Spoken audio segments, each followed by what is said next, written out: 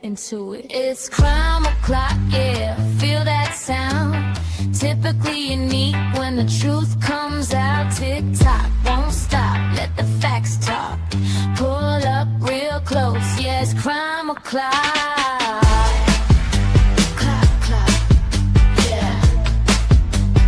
Typically new, neon signs glow, brick wall behind me. Headlines loud, but they never define me. Rush the story, skip the proof. I slow it down, let it show the truth. Files on deck, read every line. Timestamps matter, so does time. If it don't fit, I don't force the frame. Ask one question, whole story change. No fear my voice, no need to shout. Paper speaks when you read it out. If the math's off, I'll circle twice. Truth ain't loud, but it ain't nice. Yeah.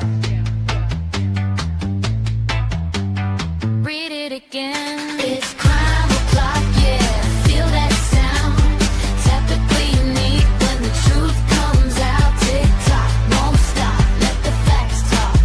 Pull up real close, yeah. It's crime o'clock. It's crime o'clock. Read it again. They sell a narrative if I sell receipts. Courtroom quiet, but the pages speak. Word for word, no added spin. Let it stand, yeah. Let that sink in. Screenshot save, timeline's tight. Missing pieces keep me up at night. If they say elected, I say why. If they say case closed, I say try. No rush here, we do it right. Truth don't bend for the likes of hype. If you came for noise, you're in the wrong spot. This is evidence, this is crime o'clock. Clock, clock, clock. Stay with me. This isn't background noise. This is pattern recognition. This is documents. This is crime o'clock. It's crime o'clock, yeah. Feel that sound. Typically unique when the truth comes out. Tick tock, won't stop. Let the facts talk. Say it with me now. Crime o'clock. It's crime o'clock. Typically unique. It's crime o'clock. Yeah. If you're here, you're early. If you're listening, you're paying attention. Show starts now.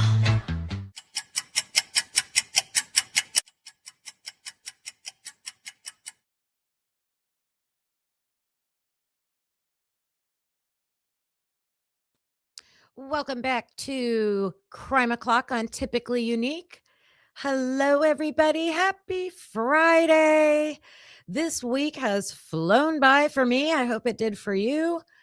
It feels like I've been home forever, but we just got back on Monday. So, oh, thank you. I curled my hair today. The Crystal Queen, Jenna. Hello, hello. Hey, everybody. Come on in. Come on in. Hit that like button on your way in, please. We're going to be talking about Tupac Shakur. Finally going to get some justice, hopefully. I don't know if it's so much of a mystery about who murdered him. Names have been out there, but hopefully all that the specific information for sure will come out in the trial, which is starting on Monday, the 10th. So, even if you're not a Tupac fan, he was a GOAT in the hip hop world and was taken too soon from this world, as so many artists have been. So we're going to just cover the basics, just have an understanding, do a review of the case, because I want to follow it and get that information that's coming out of it. I know it is supposed to be streamed. So, and it's also supposed to go on for a month. So I do not see myself streaming that trial every single day for a month. But definitely, if certain people get on the stand, I'll do recaps and things like that. So that is my plan for that. And then after that after that review to get us ready, we're going to talk about, I want to continue on with the expert reports. Don't want to get sidetracked from that. What the experts have to say in the Bryan Kohberger case is extremely important. That's the information we need to pay attention to. Tons of interviews have been coming out though. So, when there's an interview, especially myself, I want to stop because I've been trying to track what everybody says and where everybody was and what contradictions are being said in those interviews. So, today we're going to continue on because I read and we went over the CyRay report, what he said actually in his official affidavit report. Well, I guess the affidavit came first, so we got to see that, and then this was like his official analysis of everything. So we already went over that. We have resources to look at. I picked out I thought, very strong language that he used. So we're going to look at that, and then we're going to do some comparing, and you guys can help me out with that.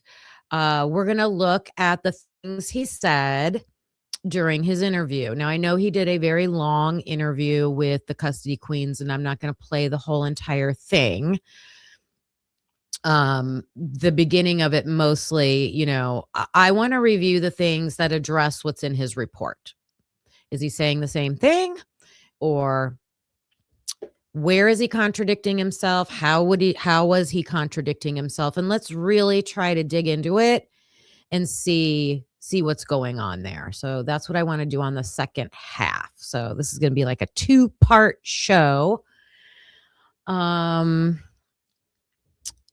I guess I don't have to go grab that right now. When we get to the CyRay part, I'm going to have to go step away because I left all that stuff in the other room, but we'll do that at that time. Let me say hello to everybody hopping in here. Hey, 1K and Leanne. Hello, SRB. Jen 7S. Hello. G-Bean. Blue Devil. Hello. I said hello to the Crystal Queen. Most of you had a chance. Hello, Bethany. Hello, Bethany D. Is that it? And Jacqueline. Hello, Jacqueline. Think I got everybody for now. All right. Last night we got to watch Investigation Discovery's new show that came out about the Idaho 4. Hi, Astastic. That was nothing new. It was another hit piece, and they only show all the talking points for the narrative that they want out there. And, when they talk about the DNA, they'll talk about Bryan Kohberger's DNA was identified on the SNAP. They always say the SNAP. Well, if you look at the official reports do not ever use the word SNAP. They use a word that is spelled STRAP. That's how they spell that word. So unless that's how you spell SNAP, it's not a snap. So in a show like how they caught Bryan Kohberger that we watched last night, they'll talk about, his DNA was on the SNAP spelled STRAP, and won't mention anything about unknown male, blood, not skin cells, blood being on the sheath. And it's not Bryan Kohberger's. Spoiler alert, those males are not Bryan Kohberger. right? But we won't talk about that on mainstream media shows. And that's why we get frustrated when we watch those shows. There were many, many other instances of that. At one point, oh my gosh, we were kind of cracking up because they would say their mainstream media narratives, and then I would we were chatting back and forth, and I would put my commentary, and I was like, "Oh my gosh, I would love to be able to show the movie or the documentary and do my own dubbing over of commentary. Like that would be gold. I would love to do that." Oh my gosh. Hi, Sally Port. Hi, Curriculum and Crime. Hello, hello. All right. Tupac time. We'll start with this. We will start with this. There are a lot of names that are going to be thrown around in this hearing. And so I'm going to help us make sense a little bit from what I get. I'm no expert, trust me. I'm no expert, but I did some digging and reviewing, just some reviewing. So when names are mentioned, like key names, we'll know who they're talking about, or at least what their relationship is, right? Oh wait, that's not. I jumped the gun. That's not what I wanted to share. I want to share this first. When Can Leanne became a member. What am I doing? What am I looking for? I am looking for the news article. There it is. That one. Yes. Like trying to do 50,000 things at one time. Welcome to the peeps. Welcome to the peeps. I got to make sure not to pick the thank you that flags me. I know this one. Clock it. So I gotta say thank you. Clock it. Yes, I do have my handwritten notes in the for members only, and I got to update. I have other resources that I need to put in there. Kawanda, thank you, gifting a membership. Let's see who got that one. Got to get over here and see.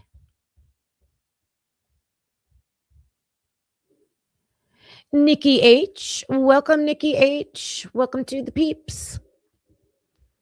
I've put a few videos, some shorts. I did a personal little video showing my daughter racing her car in there for members only, but I'll be doing more. Don't worry. For our members. Yep. Welcome in, Nikki. Okay, so here's the basics of what's going to be happening. Tupac Shakur murder trial for the suspect, Duane Keffe D. Davis, set to begin on Monday. I listened to it was an over 2-hour interview of Keffe D, and man, that dude's got some stories.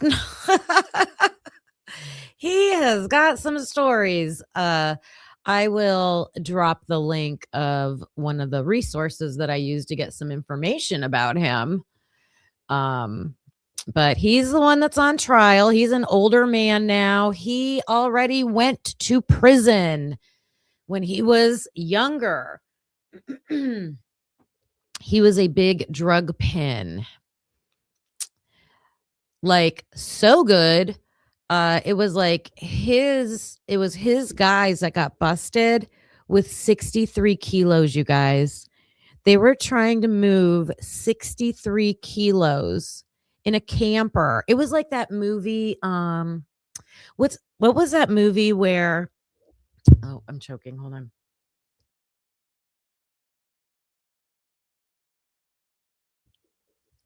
What was that movie where the family somehow got caught up with drugs in their camper and they had to take it over into Mexico, but they weren't really a family, but they pretended to be a family, and it was a huge comedy. It was like that. Like, he had people who were pretending to be a family on vacation. And they were trying to move it from the West Coast over to the East Coast, and they got totally busted. Totally busted. And but when they got busted, the Millers, yes, the Millers. That movie was hilarious. That's the first thing I thought of when I heard about this. But he was like the kingpin of his area. Like, he didn't run, like, I don't know. But he was so good at it, like staying low key, that people who were in that world didn't believe that he was the one. Like, I don't know. That was a good fake out. He goes, the FBI knew it was me, but the other guys didn't know it was me. Isn't that funny? Oh, yes. Tupac was like, his story is amazing. Like, his mom, I believe, was a Black Panther, very social justice warrior. Tupac was, like Jen said here, wrote poetry, The Rose That Grew from Concrete. That's an awesome title. And, I used to tell my students all the time, music and rapping is poetry. Like, that is poetry. And I would always make those comparisons. I would always try to use like song lyrics whenever I could. Yep. Okay. All right. So, trial's supposed to begin Monday.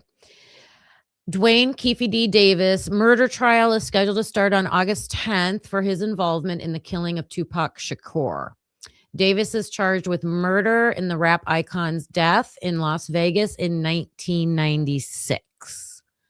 In his memoir, Davis claimed that he obtained a gun from an associate and tossed it into the back seat of a car, but did not reveal who fired the shots that killed Shakur. So this has been like a huge, like, I'm pretty sure they know everybody that was in the car. I think the real gunman is dead. A couple other people that are involved in this whole thing have died. It makes you think, well, maybe that's why this is all happening now, because people are willing to talk. I don't know. Because, they have that Omerta code also, right? So it was almost 30 years ago since Tupac was killed. So Keffe D is going to face a single count of murder with a deadly weapon with the intent to promote, further, or assist a criminal gang in Shakur's death. The Associated Press reported that so he's 63 years old, and he pled not guilty to the crime, and he's been in jail since 2023. So I told you the trial is supposed to last a month. Oh, they are predicting that who actually pulled the trigger will not come out in the trial. That'll be interesting. Prosecutors hope to prove that Davis called the shots. He was a shot caller. I will tell you that. Keffe D he seemed to be a shot caller. And that he provided the gun used in the crime. The gunfire came from the Cadillac that Davis was in, and he's one of the only people there that night who's still alive. So he's one of the only people that's still alive.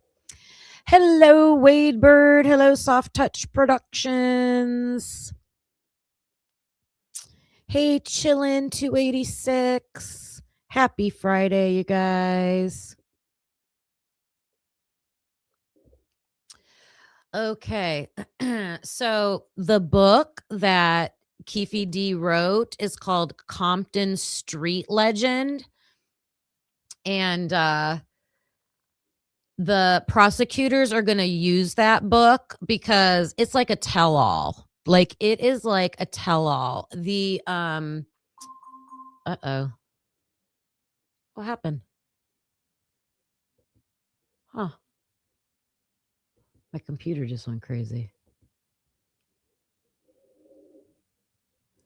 Did you guys see that?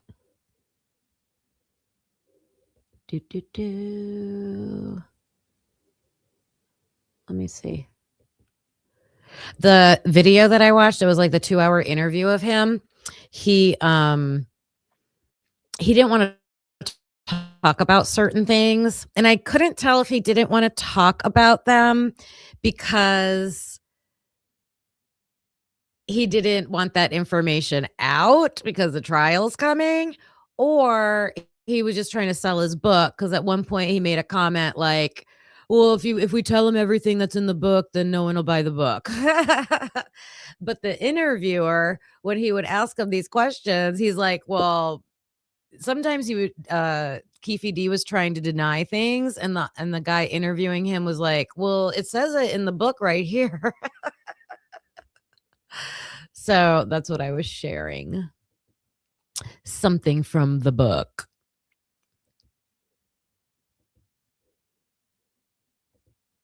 Try this again. I don't know why I can't show a news article. Like, come on. Let's see. Oh, I know that the defense tried to keep the book out of court because I guess, he probably didn't write the book. He probably had a ghost writer, or they said it was like a collaboration with people. So the defense was trying to claim that, it's not his own words all the time. So the prosecution might cite something from the book that's not really true or not really from him.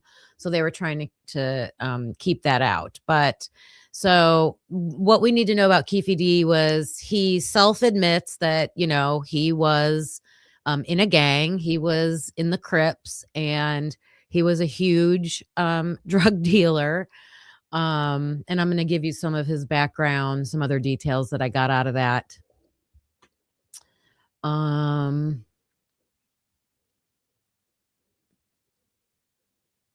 This says right here, the lawyers also argued that Davis's interview with a federal task force probing the deaths of Christopher Wallace is Biggie Smalls. Okay. So they were interviewing Keffe D about Biggie and Tupac. And Keffe D is saying that was supposed to be confidential. Like, he kind of like, he probably got caught and forced into cooperating, but he did cooperate, and they were supposed to like keep it confidential and not let it be known that he was the one, because that would have huge consequences, right? If that comes out in that world. So that was another one of the issues. And then on a side note, like, I would say I was more of a Biggie fan. I love me some Biggie music, Notorious B.I.G. But then, like, I did discover more Tupac's music, and I love his music also. But I forgot that he was in, was it Diggable Planets? What did I write?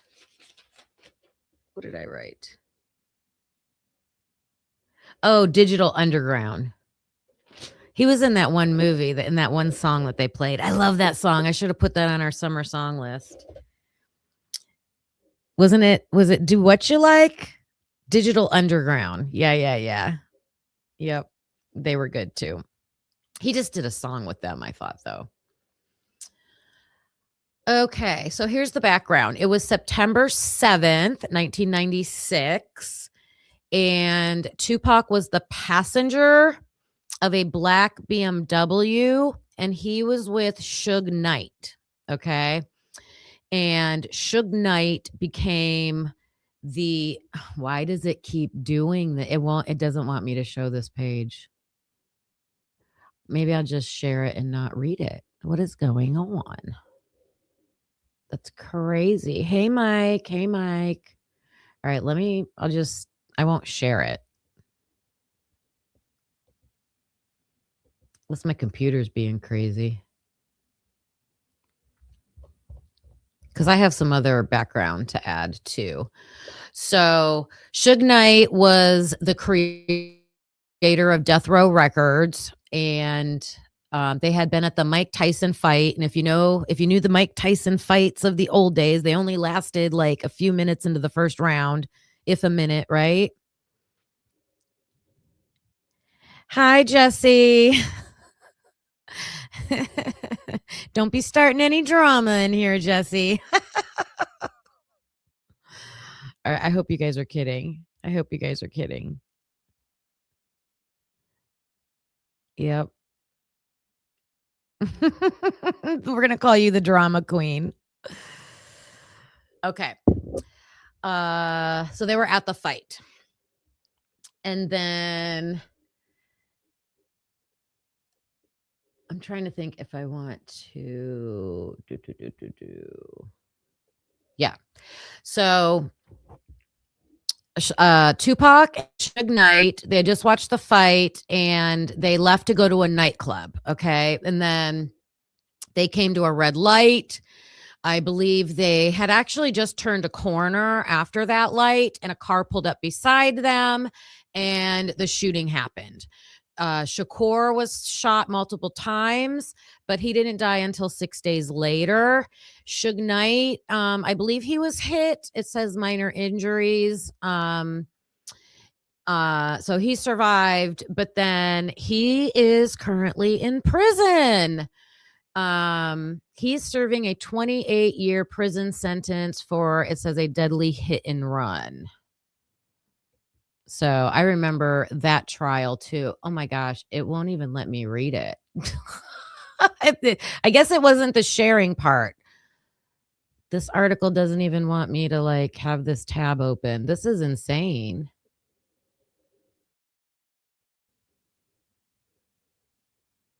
All right. It was 2019 when Keffe D wrote that book. And just to remind you, some of Tupac's biggest hits are California Love. That was horrible. They played that at the Super Bowl, though. Remember that? Didn't they play California Love? Yep, the Southside Crips. Yep. California Love, Changes, which is my favorite. I love that song. And Dear Mama. All right, we're done with you, Tab, so I don't get any more. Sheesh. That was ridiculous. Okay.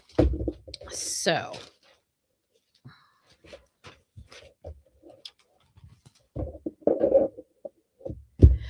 when I was listening to the Keffe D interview, he had some really interesting information. He grew up in Compton, and he grew up, like, he's 63 years old. Hey, Dago, good to see you. And when he grew up in Compton, he said it was a white area. It was like a regular, suburban town. But then he said, like, in the early 70s, and what I would imagine, because this is what happened in a lot of towns, it happened in my town, is that a lot of the factories moved out. So probably whatever businesses were there probably left.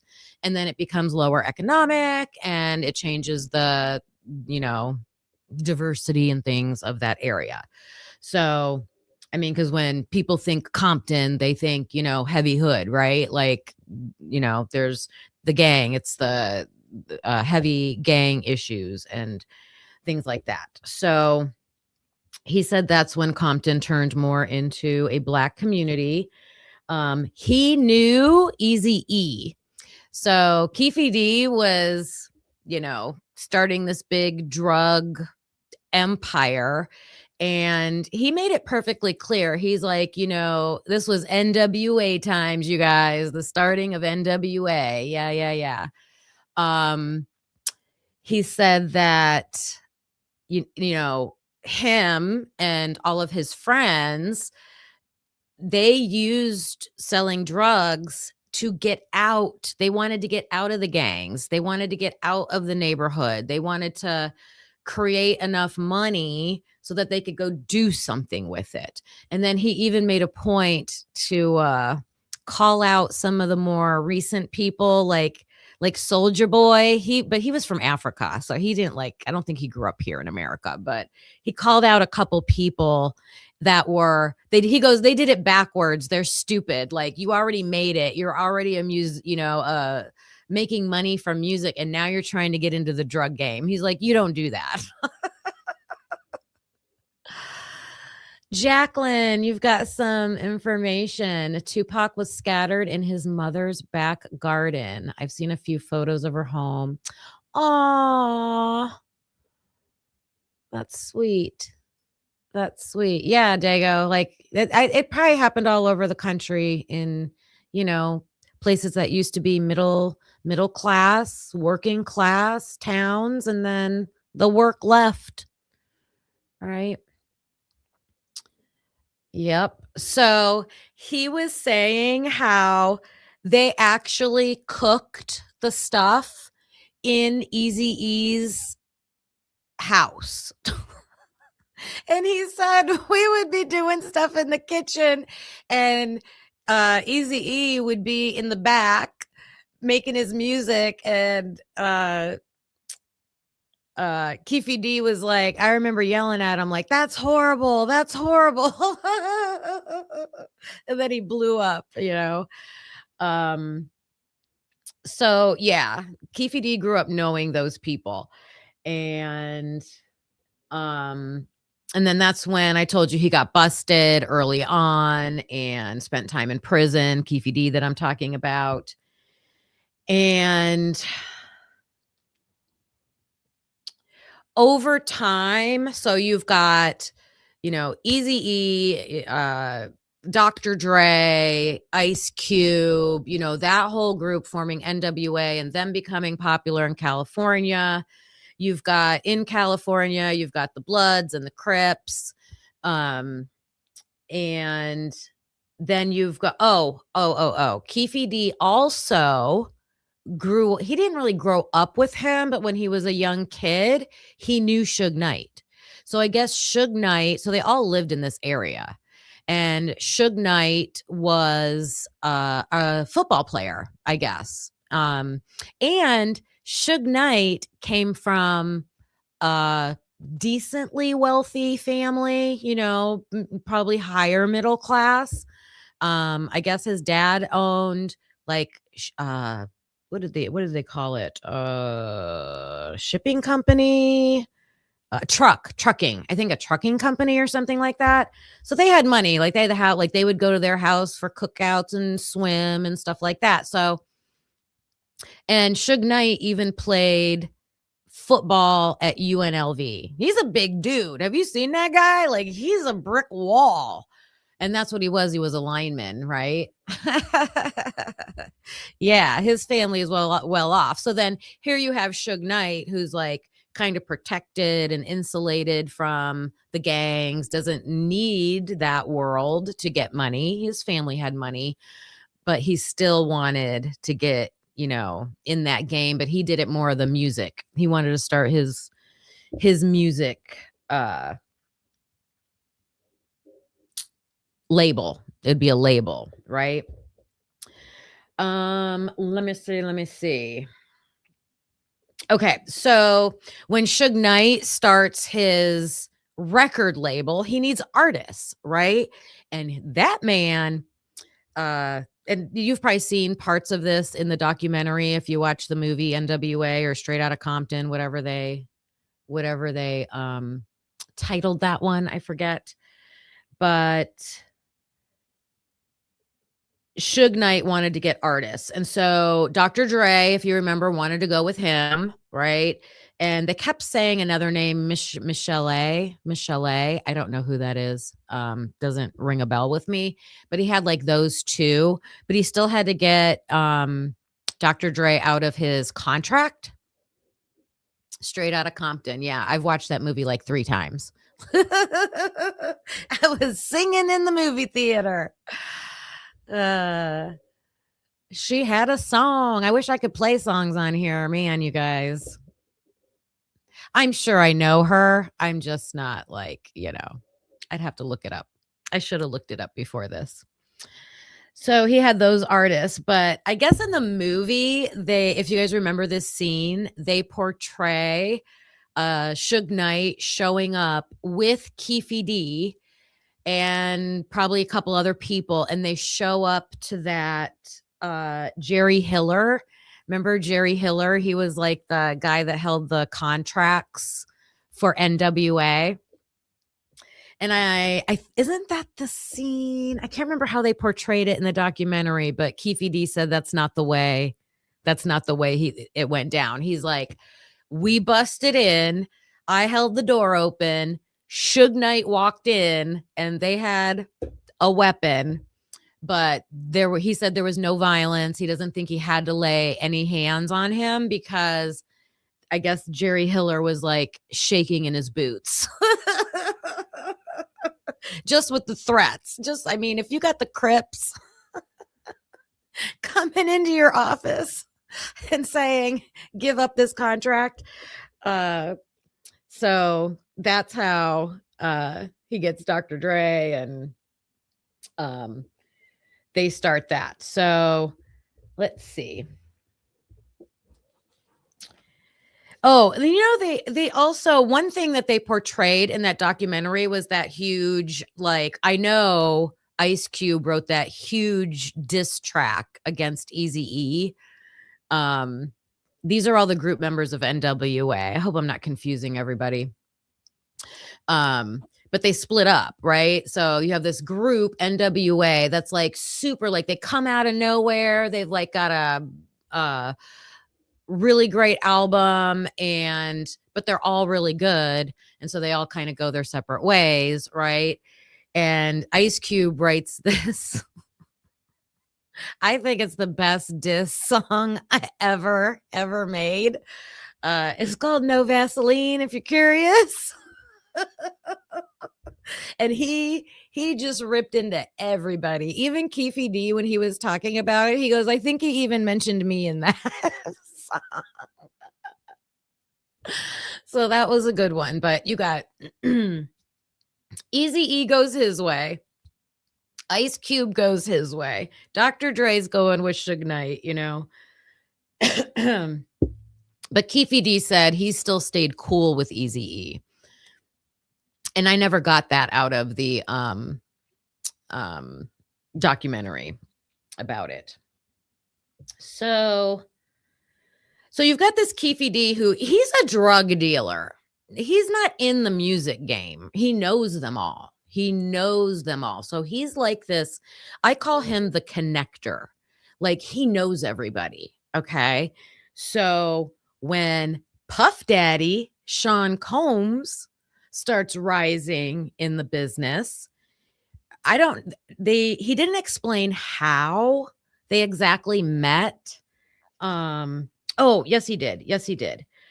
So Puff Daddy is coming up. I don't even know what to call him. P. Diddy, the diddler.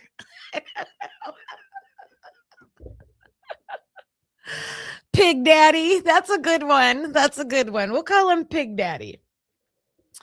When he comes along, now remember, he's over in New York, right? And he was also a pretty sheltered, come from a good, they gave a lot of his family background in his documentary also, but I think both of his parents were around, he wasn't in the gang life either. So, but they're getting into this music industry where that's part of it. That's, part of it. The dirty diddler. I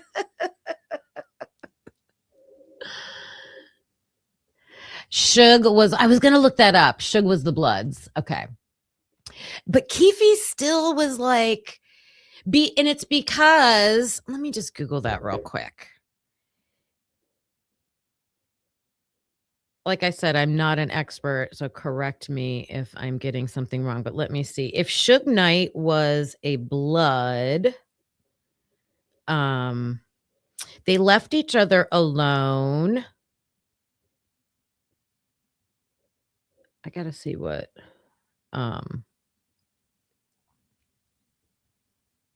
is it gonna tell me his gang affiliation?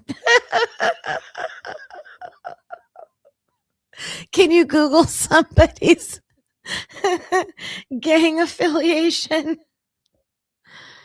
Oh my God, come on, make it easier. Sorry, you guys. It's because they grew up together. Because Keffe D did tell these stories about how Suge Knight is in the entertainment music industry, and if he would be like shooting a video or something, he would invite Keffe D, or Keffe D would ask like, "Hey, can I get some tickets?" or "Hey, can I come watch the video shoot?" And even though if they were separate. Here we go. Let me see. Mob Pyro Bloods, you got that right. That's specific. That's specific. Hi, Sweet Pea. Hello. People are going to come into the chat and see us writing baby oil and no Vaseline. And they're going to be like, what are you guys talking about? Oh, my God. Oh, my God. Yes, Angel B. That whole documentary about him was fascinating, too. Yep. Okay. So, yeah. So Puffy goes out west, okay? And I don't think Puffy was really affiliated with a gang. Correct me if I'm wrong about that one. But he goes out west and meets Keffe D because you remember out in California, they had the low riders, right? Low rider, like, and they would have the competitions where they're bouncing their cars and all that stuff. And so that's where I think P. Diddy makes his connections out there with Keffe D. And then Keffe D is going to become this, like, I don't know. He's like everywhere. He knows everybody. He's, because it's going to be Suge Knight over here and Tupac, P. Diddy over here. And it's West Coast, East Coast, right? It's this big divide. And Tupac's over here and Biggie's over here. But you've got Keffe D just floating around. He talks to everybody. He's, like that. Puff, I know. That's how I knew him too. Yep, I know. And I used to like his music. I mean, I liked his music, but I don't want to listen to it now anymore.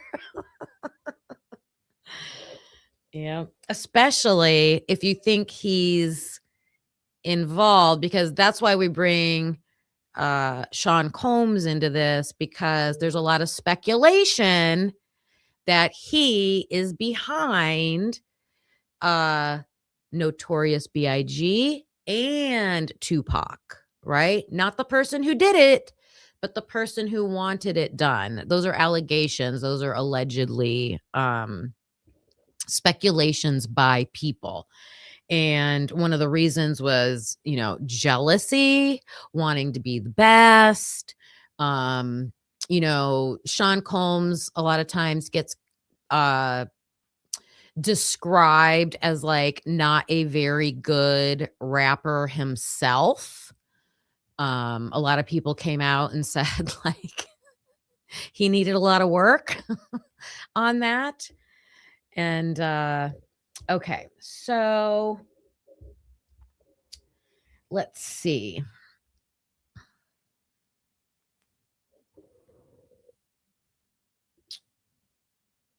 All right, do you guys remember the Source Awards? I got to see if I can find this. Let me see if I can. Yeah, no talent. He was good at finding talent. Let's see. Source awards. There we go.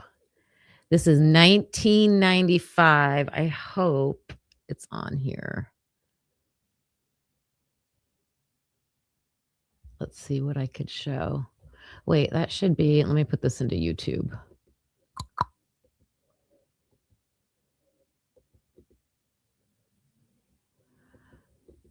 So they had an award show. Oh, here it is. And this is like the tipping point. This is the tipping point. So there were little there was an instance. Wait, did this come before or after? Where's the necklace thing?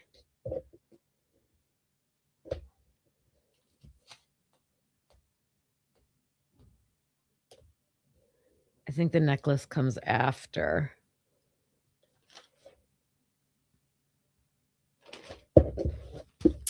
One second. Yes.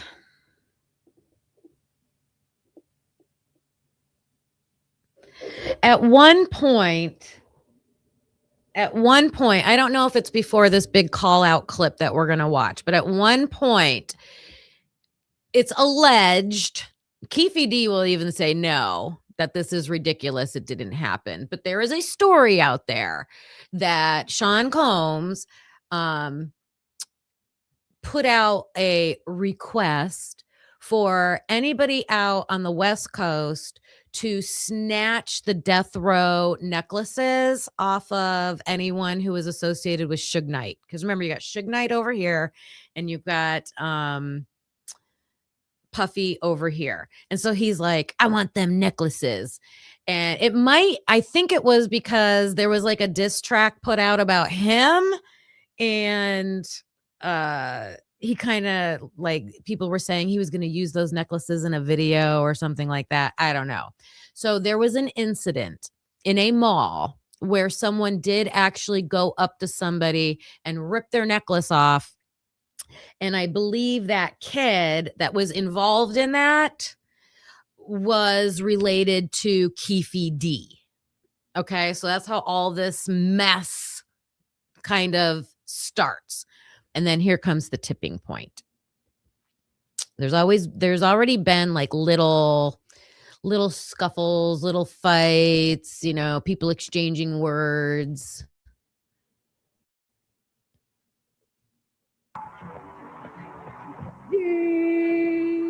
Yeah. Okay, hold on. Oh, the good old days, you guys. The good old days of 1990s. Hip hop and rap music. Yeah.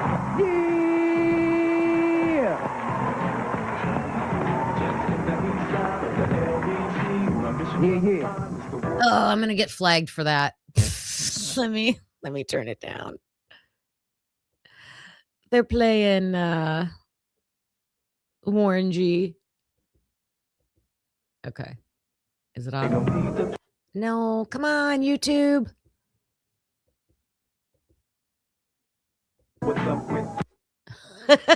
I want to hear the song, but all right, he's about to get funky. First of all, I'd like to thank God.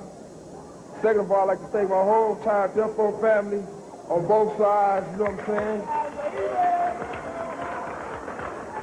I'd like to tell Tupac to keep his guards up. We ride with him.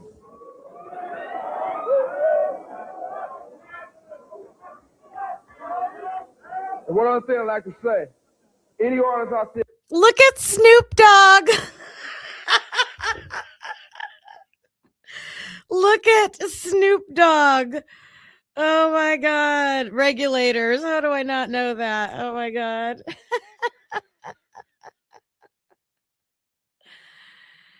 Angie B, thank you. Tupac was still in prison during the Source Awards. It was before the necklace. Thank you. Just be happy I know about the necklace. Okay, Angie, I hope I'm not frustrating you. It's frustrating you.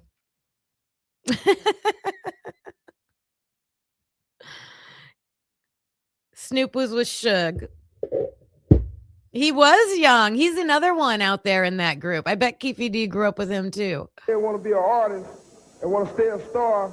Don't want to have to worry about the executive producer trying to be all in the videos, all on the record, dancing. Come to Death Row. Okay. Oh my God.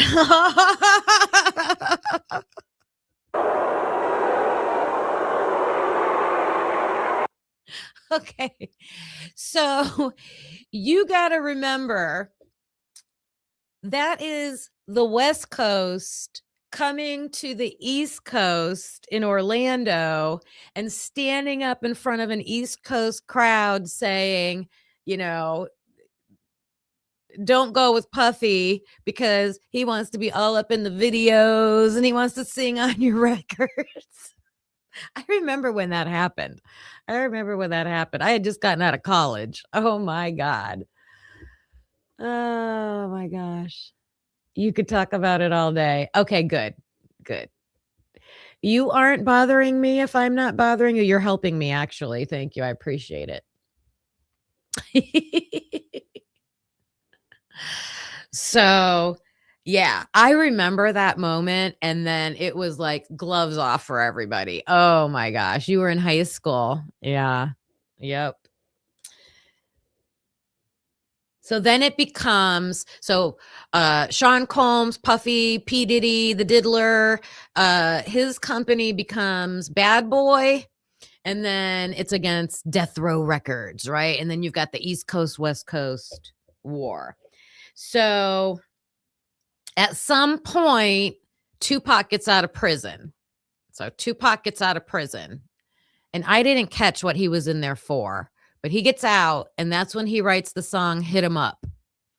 And I guess Hit 'Em Up was like a huge diss against Puffy, against P. Diddy, right? So now you've got they're just poking at P. Diddy, right? I'm just reading your comments real quick. North Carolina Mountain Man. Hello. Good to see you. Oh, a gun charge. That makes sense. Yeah. Yeah, that does make sense.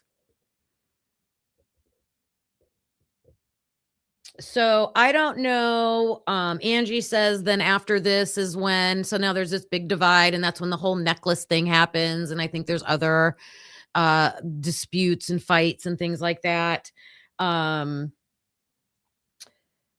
That's when Keffe D, according to him, he says that's when Puffy allegedly, people say, was the one to be like, we need to take care of those people, okay?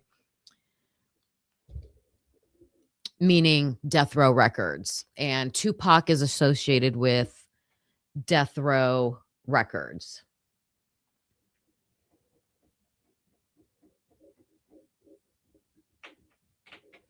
They also claimed that there was a 10.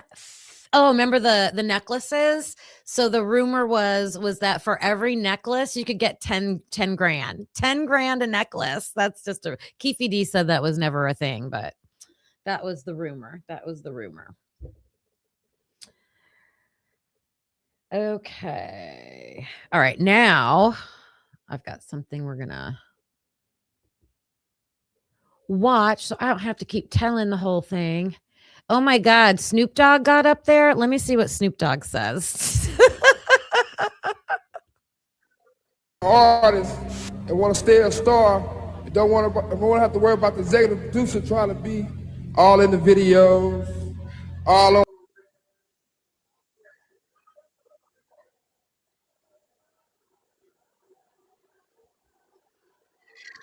I think, hold on. StreamYard's acting up today. Heads up, Dago. It wouldn't let me switch tabs. It's being weird.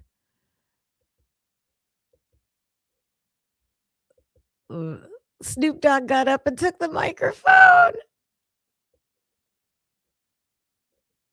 This one sounds better too.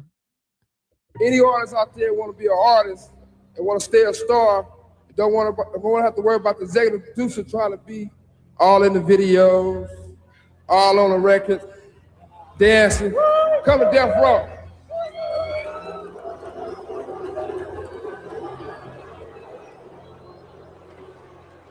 The East Coast don't love Dr. Dre and Snoop Dogg.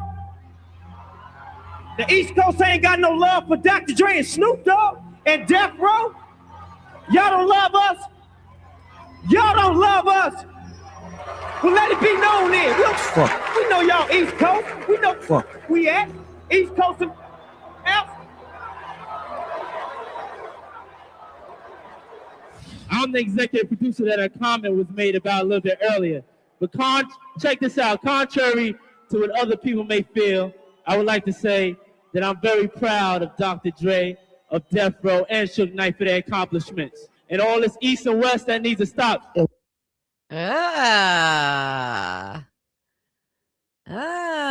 He tried to squash it. You clicked on this video, and just by looking at this picture, you can already guess what Suge Knight is going to say. Don't want to.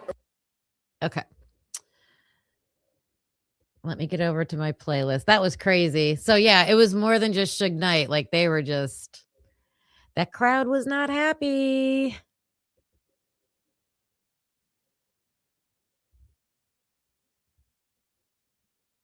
So a few more things. We'll see about the event and what happened. And then we're going to get into Siree. Playlists. Here's my playlist.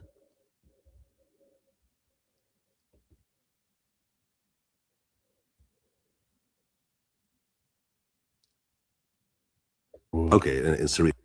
All right. Was it this one? It must be this one.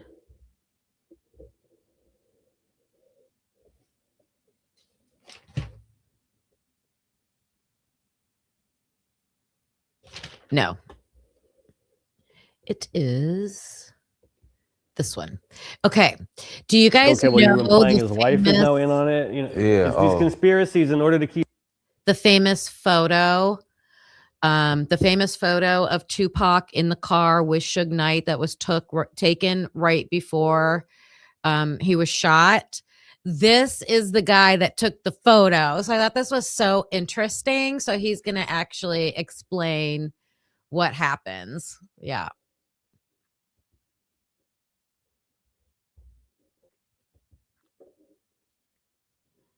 At about, what did I say?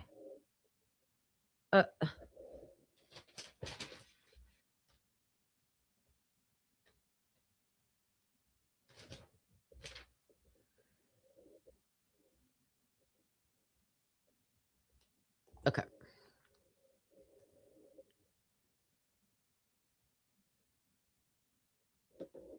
Play.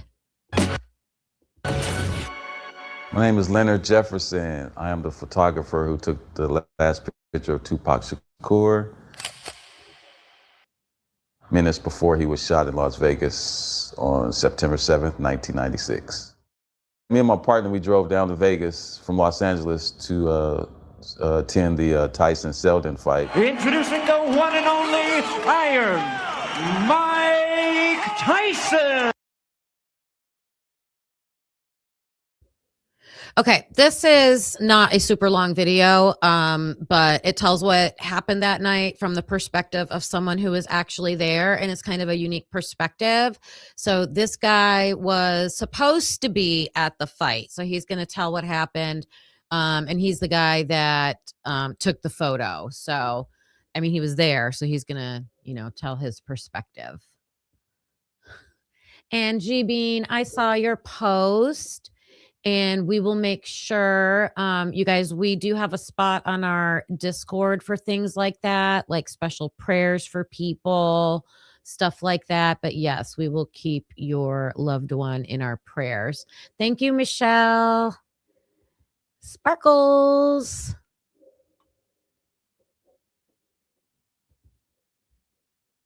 We got to Vegas Vegas about maybe. Okay.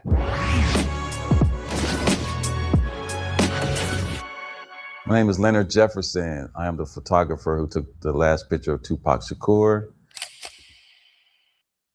minutes before he was shot in Las Vegas on September 7th, 1996.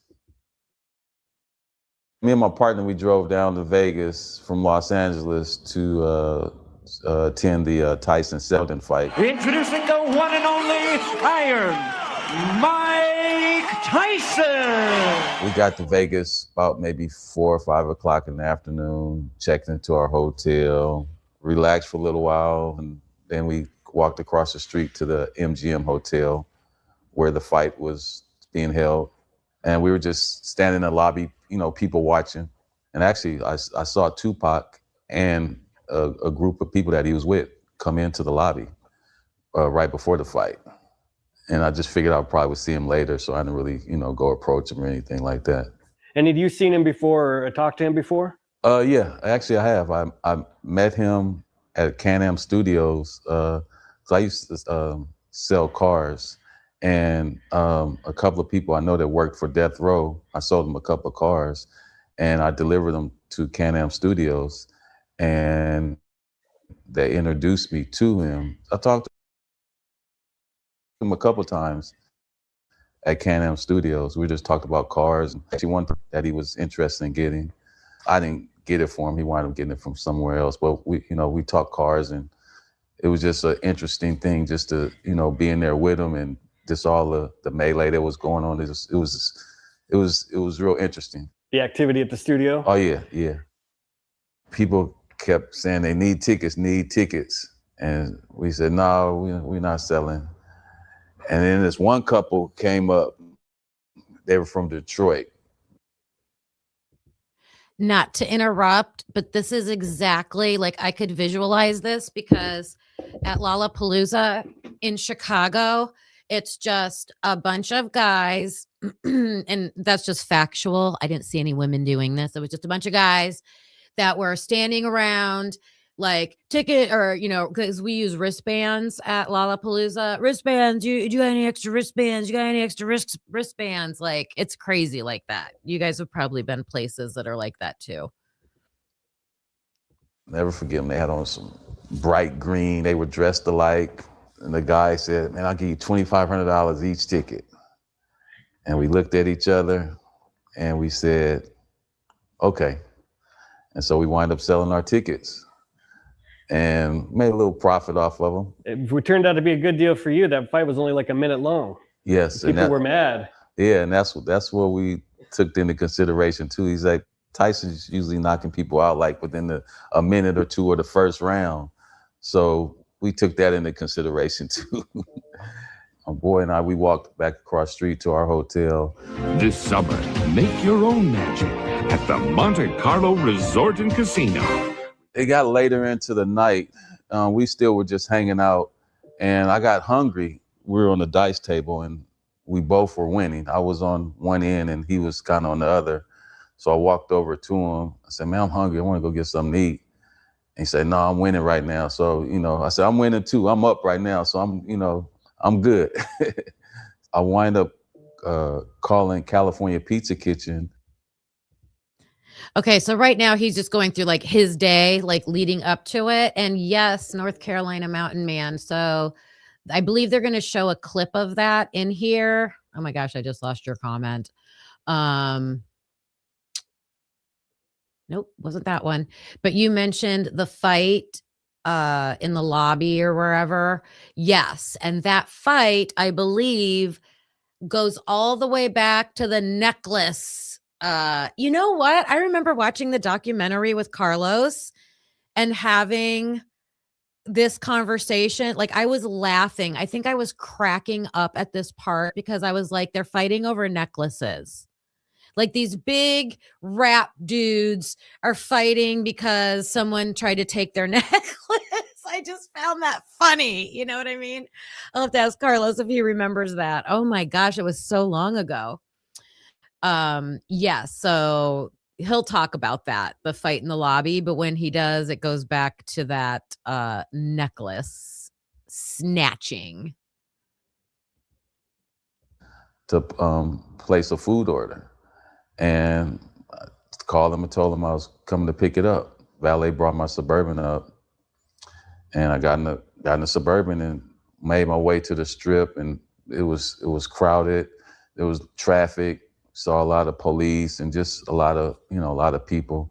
You saw people still yelling out Tyson, and the fight had been over for a few hours. I saw this one guy who's like yelling, Tyson, Tyson.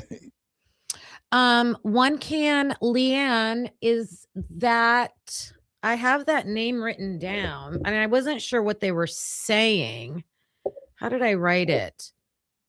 Oh, no, it was Eric Von St. Martin, something like that. So maybe it's not the same person.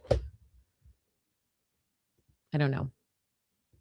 As I was driving, making my way through the traffic, I stopped at a light and I looked to the left and it was some shiny wheels. I'm in the car, so I looked at the wheels and then I looked over and I saw it was Tupac and Suge. And I said, "What up, Pac?" And then he kind of hesitated, he looked, and then he recognized me. And he said, "Oh, what up, man?" And then I said, "Hey, what's up? Where you guys going?" He said, "We're going to the club. You should follow us." I said, "All right, cool." So for some reason, I have no idea why. I said, "Man, let me get a picture real quick." I said, "Let me get a picture." And I had my camera. I had a 35 millimeter camera in my center console. So I grabbed the camera and I just, snapped the picture. Yeah, and I still have the camera that I took the picture with. This is crazy. I think this is kind of cool. It's exclusive. I've never showed this camera before. It's a Nikon 125.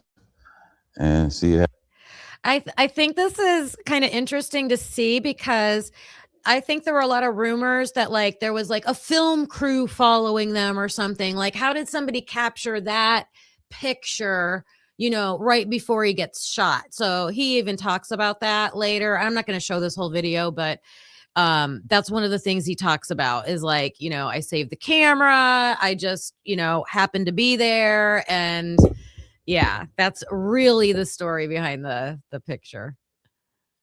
Has the buttons where you can rewind it here, and Up a little bit. here's where the film cartridge goes in right here. Yeah, I held on to the camera. This is it. So. Okay. Younger peeps, if you're listening and watching, film is something we used to have to put into a camera, then take the pictures, and then you had to take the film somewhere to a company to get developed into pictures. I think most of us had those cameras. Nikon 125i. And then after I snapped the picture, the light changed green.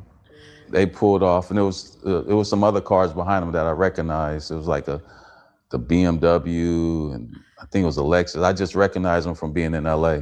So I let them pass, and then I got behind them. So I was like 3 cars behind them. I got on the phone, and I was calling California Pizza Kitchen to cancel my food order. As I was on the phone with them, we made a right turn. And after we made the right turn, all I heard was pop, pop, pop. And I'm like looking around, and I didn't really see. I kind of like, because I didn't know where the shots were, if they were whatever. It sounded like gunshots. So I was just kind of like looking around. And then all of a sudden, I saw the guys in the cars that were in front of me run up towards the BMW. And so then all of a sudden you see like about 3 or 4 of the guys run up to the car. And then all of a sudden you see Suge make a big wide U-turn in the middle of the street. And now the guys are running back towards their cars. And then one of the guys, I don't know why, he ran and was trying to open my door. My door was locked, so I didn't really know dude or whatever. And I guess he realized he was in the wrong car. And then you see the cars take off, and then you see a Lexus. It was a green Lexus, SC400. I'm in the car, so I know the cars. I don't know, I just got into it, and I wind up making a U-turn and following behind him. And as we got back to the strip, there was traffic coming through, but Suge just ran through it. As he made the turn, he ran up on the curb. And if you see in the pictures, there were two flat tires on the passenger side. Yep. That was from him going up on that curb on the strip. So then we, it's three of us. We going through the intersection also, flying. And so then we get back to this one intersection, and he makes a left turn, and there's traffic. So he was stopped. And so the Lexus got into a turning lane, and out. Now I'm behind the Lexus. I'm directly behind the Lexus, which, what's the security? Frank Alexander. Yeah, Frank Alexander. Yes, that's who was driving the Lexus. Yeah, and it was Kadada Jones's. Yeah, it was her car. Yeah, and now I see the bicycle cops rolling up. They're like, and then all of a sudden you see one of them throw the bike down, and he draws his gun. And now he's pointing it at the BMW. I hear out the window, Suge, my man, pocket shot. And you see the police. I couldn't really make out what he was saying. I think he was saying something about get out the car or something. And then all of a sudden you see Suge get out the car, and he lays on the ground. And then the cop runs up to him. Now Suge jumps up, and he runs over. Him and the cop goes over to the other side of the car, to the passenger side where Tupac is. And then while that is happening, another cop pulls up in a car, and he's on the wrong side of the street. He pulls up, and he pulls a gun on me. He said, freeze, don't move, put your hands on the steering wheel. And then all of a sudden the door opens, and he's snatching me out the car, throws me on the ground. I say, hey, what's going on? What's up? And so while he puts me on the ground, now while I'm on the ground, he has me facing where all the action is. So I'm laying down, looking like this, and I see they open the door, they take Tupac out. Now he's on the ground. I see him, like they put him on the ground. And then now the ambulance shows up. But as the cops are, searching me, and, and I'm telling them I'm not with them, whatever, I'm not with them. And then he was saying, well, we got witnesses saying that you're part of their entourage. I was like, no, I'm just here. I just pulled up to the intersection. I just saw him. I just took a picture. And then he said, well, we have witnesses. He kept saying, we have witnesses saying that you were part of their entourage. Now the ambulance pulls up, and I see the medics are, tending to Tupac and Suge, and I saw that Suge had some blood coming down his head or whatever, and they were tending to that, and then I see him put Tupac on a gurney, and they put him into back of the ambulance. And then Suge, he gets in, and then they drove off. And then the cops interviewed me, and I gave them my drive. Okay. Think that guy will be testifying? I bet he'll be testifying. And, what I have heard from Keffe D's own words is that he was just in the car, and he just started hearing the gunshots, and he ducked down to not get shot. I don't know if he's going to own up to anything about the weapon, because there's allegations about that like he had the weapon and he gave the weapon to somebody in the car. Remember, Keffe D's like the only person left that's alive from that incident, I believe. Oh, you just shared it? Oh, good. Oh, that's the last thing he said to the cops. Wow. Kind of convenient that Suge wasn't hit fatally. The allegation is, and I think I'm going to speculate here. I think some of this has been said out in the news and things like that. But remember, Sean Combs, Pig Daddy, he's in prison, right? They didn't let him out, did they? He's in prison serving his, and one of the things they were trying to get him with, besides all the crazy, disgusting parties he had and the things he did to people, were those like RICO charges and I don't know, what did they call it, bribery, or I don't know, but I think Keffe D, like when he talks about the FBI, like telling him that like he was providing them with information and now they're using it against him, I think it might have to do with that. Because racketeering, yeah. Because the rumor is that there was a 10 million, I think it was 10 million. No, it was $1 million. $1 million bounty for Suge Knight and Tupac.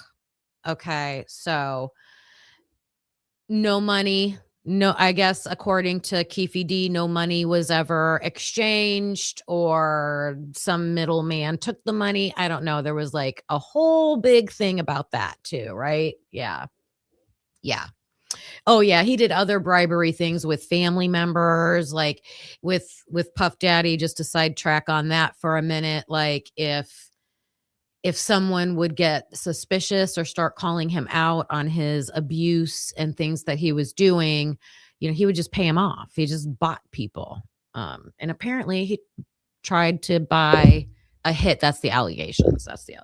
So, all right, that is us getting ready for the trial that starts Monday. It's supposed to be streamed. I'm going to probably watch the coverage and then I'll pick out like the highlights and stuff like that to share, because this trial, they're expecting it to go for a month. So there must be a lot of people that are gonna testify. Yeah. Yep. I'm so glad you guys were into this. I love talking about it. I hope Tupac finally gets some justice. G Bean, you found an article with Bethany and evidence. Let me see. Where's it from? Because the next thing I wanted to talk about was our buddy Cy Ray. This is our stuff. It is. Combs told Miss Wallace that he didn't know Gene Deal. Gene Deal spoke to Miss Wallace himself. I totally think Sean Combs is behind both of those murders personally, which is disgusting because he was supposed to be Biggie's like best friend. Where should I look, G Bean? Where should I look? Is it like between you and I? Or did you put it in the Kohberger?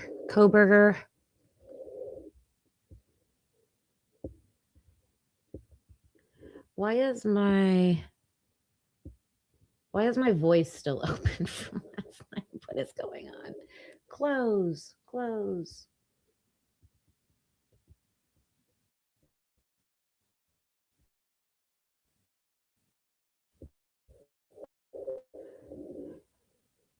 I'm still Discord. Stop sharing. I don't want that. Sorry guys, give me a second.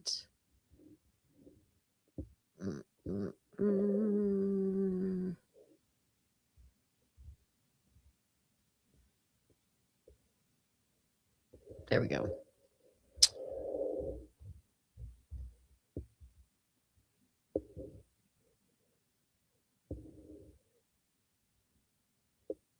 Is this old?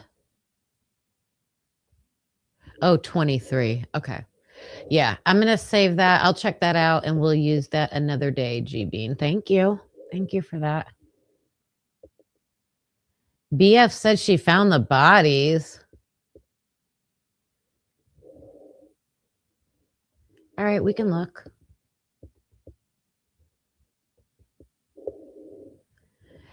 Prepare yourself, guys. It's what's your nickname for her, Dago? Skeletor? Oh no, this is an article. Oh, this is the Daily Mail. The Daily Mail. All right, we'll check it out real quick. This will be our segue into Idaho 4 talk. So if you're new here to this channel, sometimes I'll do like mashups. Just like I love music mashups. I love when two different genres can like come together and like get mashed up into one song. I love that. So I do that with true crime. Sometimes I can make a connection. Sometimes like today, there's just no connection between Tupac and except the drug ring. There is a connection there. Possibly. Hi, Kiss Me. So this is Daily Mail. Doesn't what's his face write for it? Bloom. Let me see. Where'd it go? Let's see. This is written by Ruth Bashinsky, U.S. senior news reporter.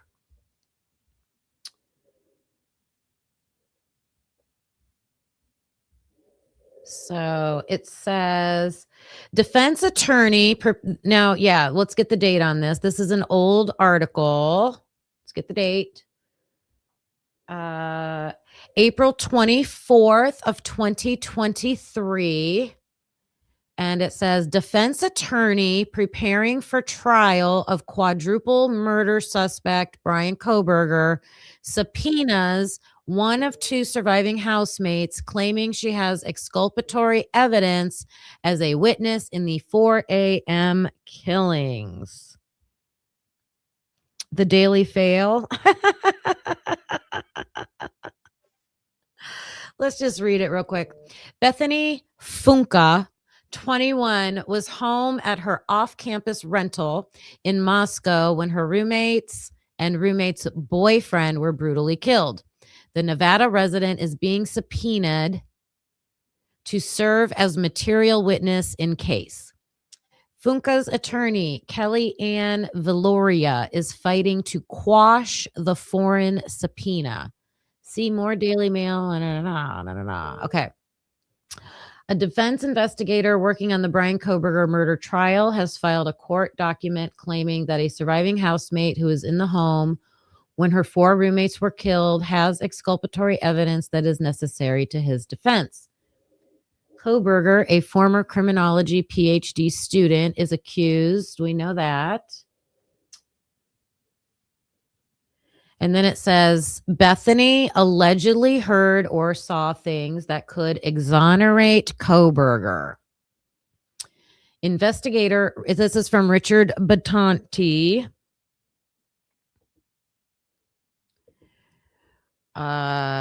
He's working for Ann Taylor. He's the, we know that.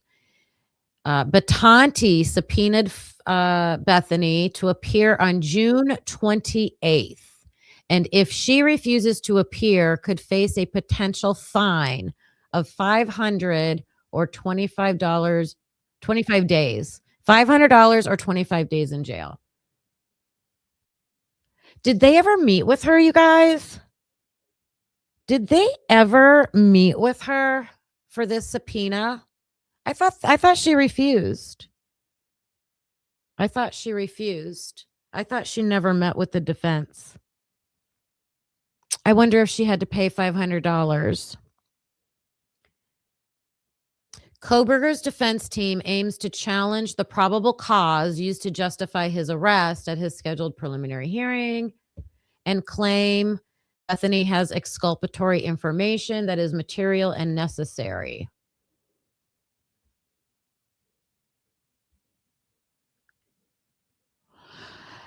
During the course of my investigation, it became known to me that she, Bethany, has information material to the charges against Mr. Kohberger. I mean, we've always known this information. It said she's fighting it. Listen to this. Here we go. This is what you're talking about. Let me make this bigger. I'll make this bigger if I can. Look at this, you guys. Will it move? I got to go down one more. One more. Here we go. It was Funka. I know I don't like saying that way. It was Bethany who found the bloodied bodies of her 3 housemates. What?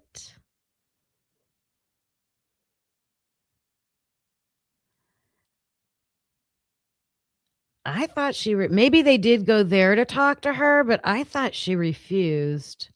I'll have to see if I can find something on that. This can't be right.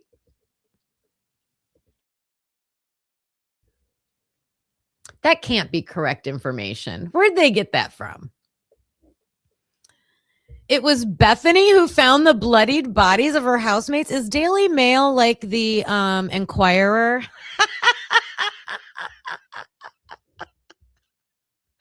Is Daily Mail like the Enquirer? Partial fake news?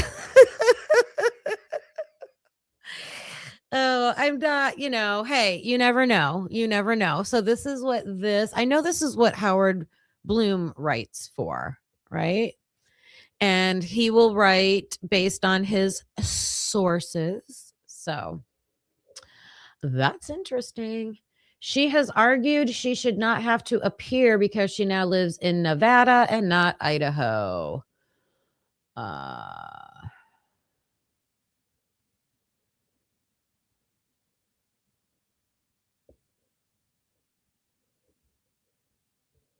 This is the part we've always heard. We've always heard this part that Bethany heard or saw things that are like unique to her, right? It could be the bodies. I mean, who knows? Who knows? We don't know about Bethany possibly taking any steps, right? Yeah. All right. So interesting.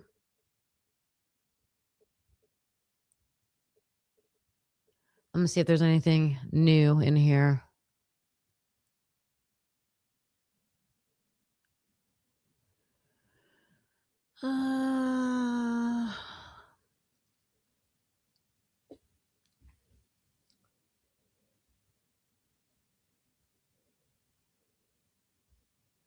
Oh, Bethany was issued a subpoena on April. They got the subpoena on April 3rd, and it was served to Bethany on April 11th. And she was supposed to appear in court on June 28th at 8 a.m. I know she never went to court, I don't think. She didn't. Did Bethany go to the grand jury? I didn't think she went to the grand jury. No, you're good, G Bean. Ashley Banfield.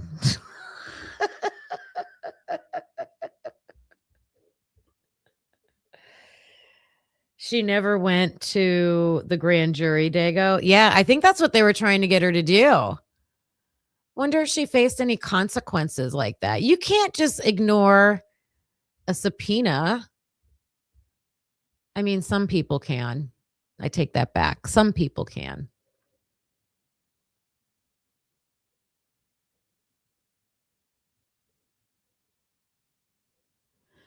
I'm skimming through this.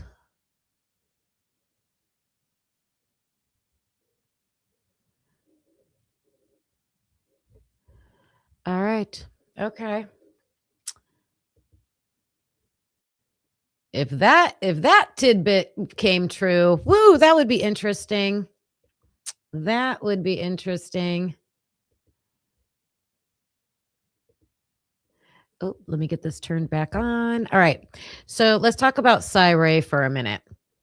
I said at the beginning of this that I want to continue going through the expert reports because that information is what's going to come out at trial if we get to have a trial. And so I want to be familiar with it and really know like what the experts are saying. So I think it was 2 weeks ago I went through Cy Ray's report, his expert report, and so let's refresh our memories on what kind of words Cy Ray was using. Did I see Seahawks fan in here? Hello, Seahawks fan. How are you today? Mad Dog 5000. Hello. Okay. Cy Ray, in his report, said that there was exculpatory evidence. He said that things were being concealed. He said that things were done intentionally. He said that things were severely flawed. He said that the prosecution and the law enforcement omitted things. He said things were misreported. And he said some of the things he saw were unsupported by data. And he was very concerned. He said he saw no evidence of some of their claims. There was no evidence. And he said things were misrepresented, that he saw misrepresentation of the data. These are his words. These are his words that he put in his report. And North Carolina Mountain Man, a Supreme Court judge ruled yesterday that cell tower dumps were unconstitutional. This could get the phone records thrown out. Oh my. Why are they? I don't know if that's a good thing. Why don't you want to know? Like, I want to see where he was. I don't know. Interesting. Thank you for sharing that. Yeah, maybe it depends. Like, good question. Like, what kind of... Maybe that means like a general, like when you do a tower dump, you're collecting. I think that's what it is. That's what it is. So, and I think that's how they got to Molly. So think about that. They maybe never would have found Molly if they didn't do that tower dump. Okay. So what that means this is my understanding. I could be 1,000% wrong, but somehow they request whatever company owns that tower to give them a list, like all the phones that connected to that tower on this day, which would be a massive list. And then I don't know how they would start going through it and weeding people out, but narrowing it down. And I believe that's how they found Molly. Or maybe it was something different. Was it something more specific that found Molly? Yeah. But good, good to know that no matter what. Okay. This is also what Cy Ray said. He said these were the flaws in the case. The trap and trace found Molly. When you do a trap and trace, don't you already have... So they already knew who she was and they were already following her. Isn't that what that is? Like, to do a trap and trace, you have to know the phone or know the... Yeah. Right? Hi, Cat K.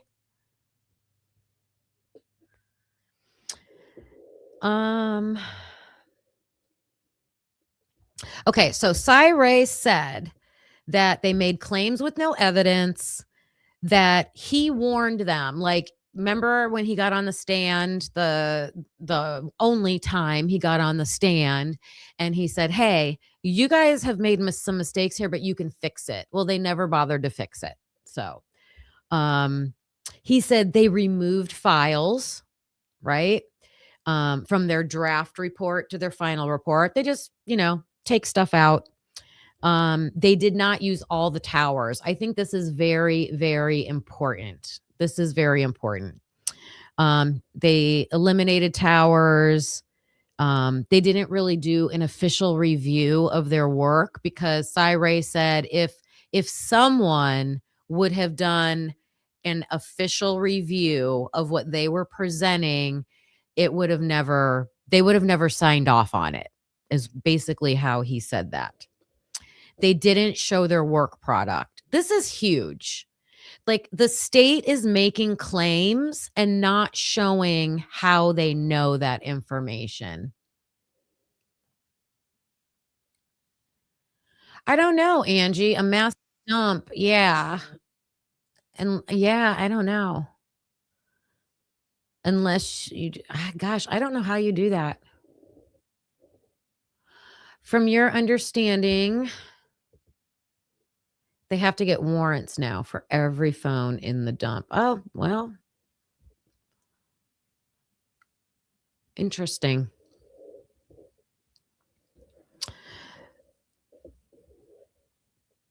Let's see. They also said that there were inaccurate, so that when they made their maps, they made them wrong. They are missing data. And this is huge right here, you guys. So when we're going to listen to a little bit about we're going to listen to what Cy Ray is coming out to the public now and saying. Is he really contradicting curriculum and crime? Thank you.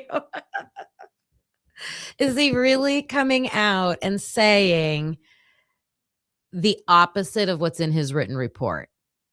Is he really doing that? That's what I'm curious about.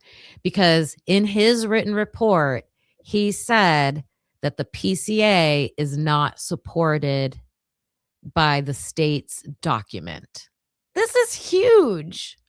This is huge. Okay.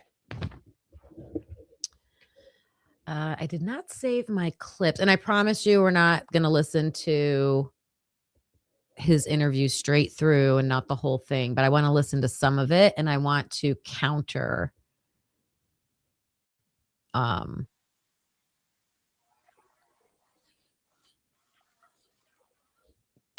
or question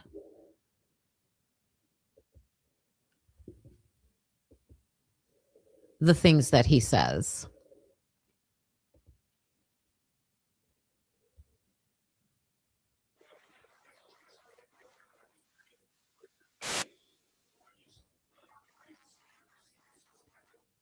Okay. Remove that.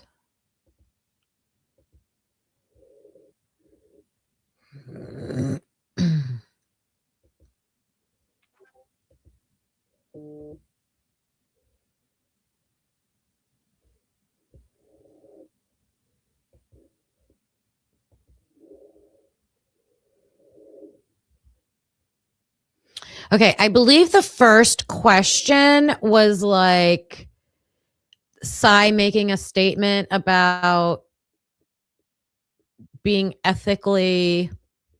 feeling ethically obligated or morally obligated to work on this case. And I thought that was a good question. Corrupt. And what I mean by that is the entire investigation. So where I understand your question of, hey, was it more on the state side or was it more on the federal side where you're seeing the errors? The problem is the commingling of effort in this case was so tight. It was the entire case. A couple bad decisions that were made on the federal level infected the entire investigation. So I don't know that I can separate those two, and I know there's a lot of discussion about, is there a bad actor? Is this intentional or is it accidental? And I want to be really, really clear with something, because I think a lot of people love to put things in my mouth or assume what I'm trying to say with certain things. I do not believe that there's anybody at Moscow Police Department that intentionally misled or misrepresented a case. I think they all were out there doing the best of their ability. Now, okay. So there's statement number one that he's saying nobody at MPD did anything basically intentional, right? Okay. Wait till you guys see the stuff that Lana's been uncovering. It doesn't have to do with the location data. It has to do with other stuff, but okay. So he's saying MPD, they didn't do anything wrong.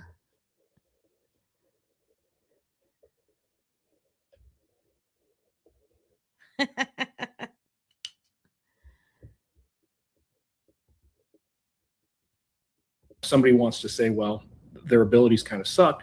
There's arguments there that I can't engage in, because yeah, things could have been done better, but I don't think there's intention. And it's very limited. So when I say at the federal level, I want to make it very clear. I'm not saying the federal involvement across the board, but at the federal level, there's a handful of decisions that were made by a small group of people that are terrible decisions. And they were intentional decisions. They knew what was at stake. They knew what was being risked.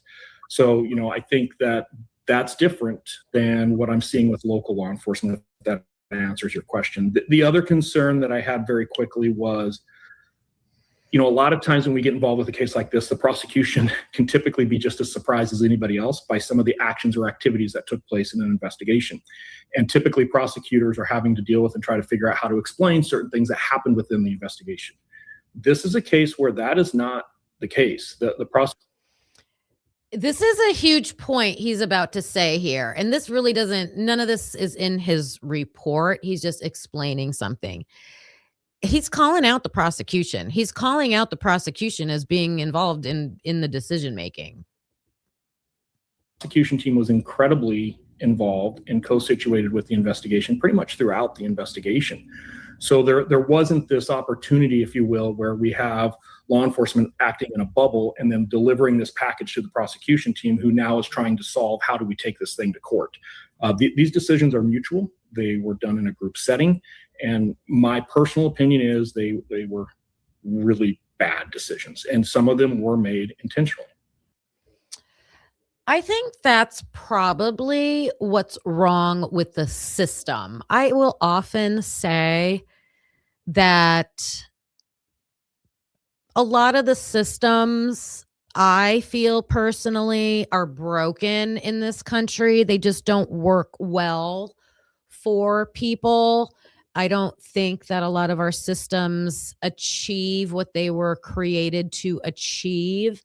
And I don't know how you fix this problem here with our legal system, but it doesn't seem fair to me that you have a prosecution and a defense. It's like two teams, you know, trying to win a game, right?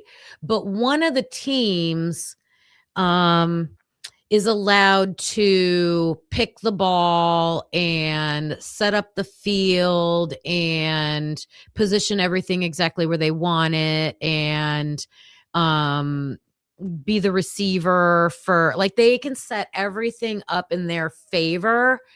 When the prosecution gets to talk to the police, kind of even tell the police what to do, they know what information there is or isn't. They make the decisions on what information to share or not share. And then you got this other side someone's freedom is at stake, and their representative is in the dark. And which she was, I don't think she's in here yet today, but I'm going to use her saying, the saying she made me think of is that leads you to not know what you don't know. When you're over here sitting in the dark, you don't know that they have 10 things, but they're only giving you 9. You don't know how many things they have. So when you get 9, you think, oh, I'm getting all 9. Well, no, they kept the 10th one back. Like you have no way of knowing that unless you can catch them. And that's ridiculous to me. That's not fair. I feel like if you could have like somehow law enforcement's got to be separate. Law enforcement and investigators, go do your work. Do your work, get all your stuff, come to court and present it, and then let both sides have everything. I don't know. The right hand is creeping on the left hand. Yes, it is. So far I've heard Cy say the local law enforcement didn't do anything intentionally wrong. The federal level did do bad things intentionally, and they knew exactly what they were doing. And with that, we have to ask ourselves, why? Why? Why would they do that? What did they feel like there was no other possible way to catch the perpetrator? I don't think that's the case, because I feel like they had a whole lot other evidence that they could have went further with the testing process, and they chose not to do that. So I don't think the federal level, what Cy is saying, I don't think they're justified. Yep. Perfect pause on their faces. And then he said, throw the prosecution in there too, because they were making all those decisions too. So we're going to go through this. We're going to go through each area line by line. But I know when I was looking at your sworn affidavit, and I want to actually read your words, but your comment or what you put in the affidavit was so incredibly powerful. You said such a deliberate attempt to mislead the court on evidence in such plain sight. I mean, those are extraordinary words. Can you tell us a little bit what led to you making that statement in your affidavit? Yeah, and this is probably a really good time to start clarifying a lot of information that's out there that there's a lot of assumptions surrounding. So that piece that you're reading right there is specific to the timing data in this particular investigation. And timing, when we talk about timing and now the timing data, timing is everything. My report is now public, so I can discuss some of the things that are in my report. And what's important is the date range. In my report was dropped. The prosecution had read that report prior to me writing that affidavit and prior to the motion that caused me to write that affidavit being filed with the court. In that motion, there was a statement that AT&T did not use AT&T timing data in there is no timing data to turn over. Anybody who reads my police report will see that not only did AT&T produce timing data in 2022, law enforcement, with the assistance of prosecutors, had already obtained AT&T timing data in 2022. 2 of the victims had AT&T. 1 of the early investigative leads had AT&T. They received AT&T timing data on all 3 of those phones. They also did what's called an AT&T timing dump, where they received just a general area, all of the AT&T devices in that area, and that was done in timing as well. So when the prosecution team wrote a motion and filed it with the court that AT&T did not provide timing data in 2022, they were literally sitting on AT&T timing data of over 3,500 devices in discovery. There is a complete disconnect from the prosecution understanding their own evidence is what that showed me. I just have never seen that far of a deviation. And there's a couple things that are really important. I'm sure some people are wondering, well, why is the prosecution so involved with this? In the state of Idaho, the type of search warrants that they were seeking at times actually require a prosecutor to sign off on. So it wasn't that the prosecution team was overextending their role into the investigation. There's actually a legal requirement that law enforcement writes and drafts the search warrant for these records, prosecutor reviews it, signs off on it, and then it goes to a judge. So the same prosecutor who signed off on the search warrants to obtain timing data, who signed off on the search warrants requesting Bryan Kohberger's timing data, same prosecutor who had received emails stating the FBI has clearly said timing data exists, is the same prosecutor who wrote a motion a couple years later that timing data doesn't exist. And I've never seen that far of a deviation in roles, if you will.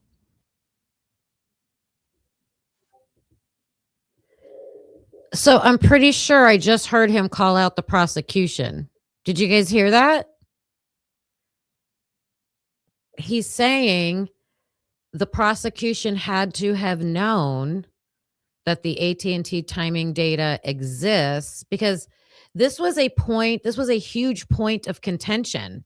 This was a huge point of contention because, like he said, the prosecution side, Ashley Jennings mostly, would keep getting up to the stand and saying, it doesn't exist, it doesn't exist, it doesn't exist. And Cy Ray's like, you wrote the warrants.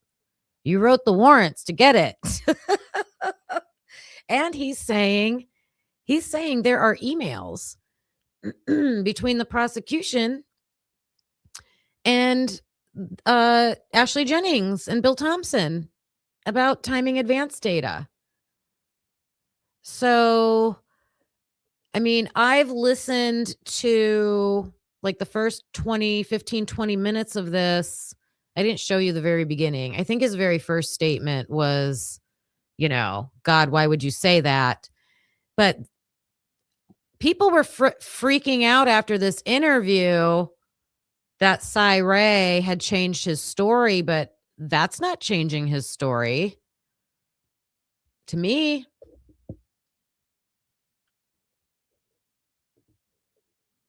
And that prosecutor would be Jennings? That's correct. Okay, so that's why when you say there's... And remember, Hitler said that would be career ending. That would be career ending. And Cy Ray is still saying that's true. That claim is true. And that's what made Cy Ray get called a conspiracy theorist. You guys remember that? As soon as Cy Ray said this, and as soon as he called out the prosecution, and Hitler said that could be career ending, he called him a conspiracy theorist. And Cy Ray is not backing off that one. Clear and convincing evidence that not only the FBI was able to obtain the AT&T advance records in 2022, they did so with knowledge of the prosecutors in this case. That's what you're referencing. So when they're saying they weren't able to get it by that time, they were. Yeah, it's in evidence. I mean, to this day, there are AT&T timing reports that have been turned over that were disclosed from 2022 that clearly exist. Was there ever But he just said they were disclosed. So he's saying if they were disclosed, that means Ann Taylor had them.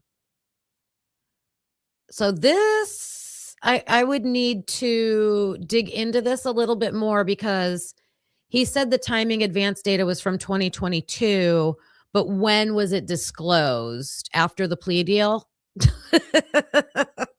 I believe Ann Taylor was still getting discovery after the plea deal. So that would be the question. When did they get it, Cy? When did they get it? explanation given for the disparity in what was said? Yeah, and timing's real important here. The initial motion is filed that this doesn't exist, and there will be testimony from the FBI and or AT&T to confirm it. I wrote my affidavit. I actually got my affidavit signed off and got everything done. Remember, I'm in Arizona, so I have to send it to Idaho. About that time, the state drops a second motion clarifying, oh, wait, we just discovered timing data does exist. So what I wrote in my initial affidavit is true. It does exist. However, AT&T is now saying it only goes for 7 days, and therefore it's not relevant. And I would still argue it's Okay, I'm curious to what he's going to say about that, because if they don't, this is my understanding of that. If they don't have Bryan Kohberger's name until, let's say, I don't know, I'm going to throw a December 10th date out there, let's say 15th. They would only be able to get Bryan Kohberger's timing advance data 7 days wrapped around that date, like 7 days before, 7 days after, like they only keep it for 7 days. What is he saying about that? incredibly relevant. It's ground truth for what a device is doing that we are applying a pattern of life analysis to. Anybody in this field would tell you undoubtedly. So he's not denying that. He's not denying that. How do you go? So listen, how do you go from I can get AT&T timing advanced data to now saying, oh, well, I can only get it within 7 days. Cy-Ray is doing that. Cy-Ray went from you can get AT&T timing advanced data, and now he's agreeing with them. Oh yeah, you can only get it for 7 days.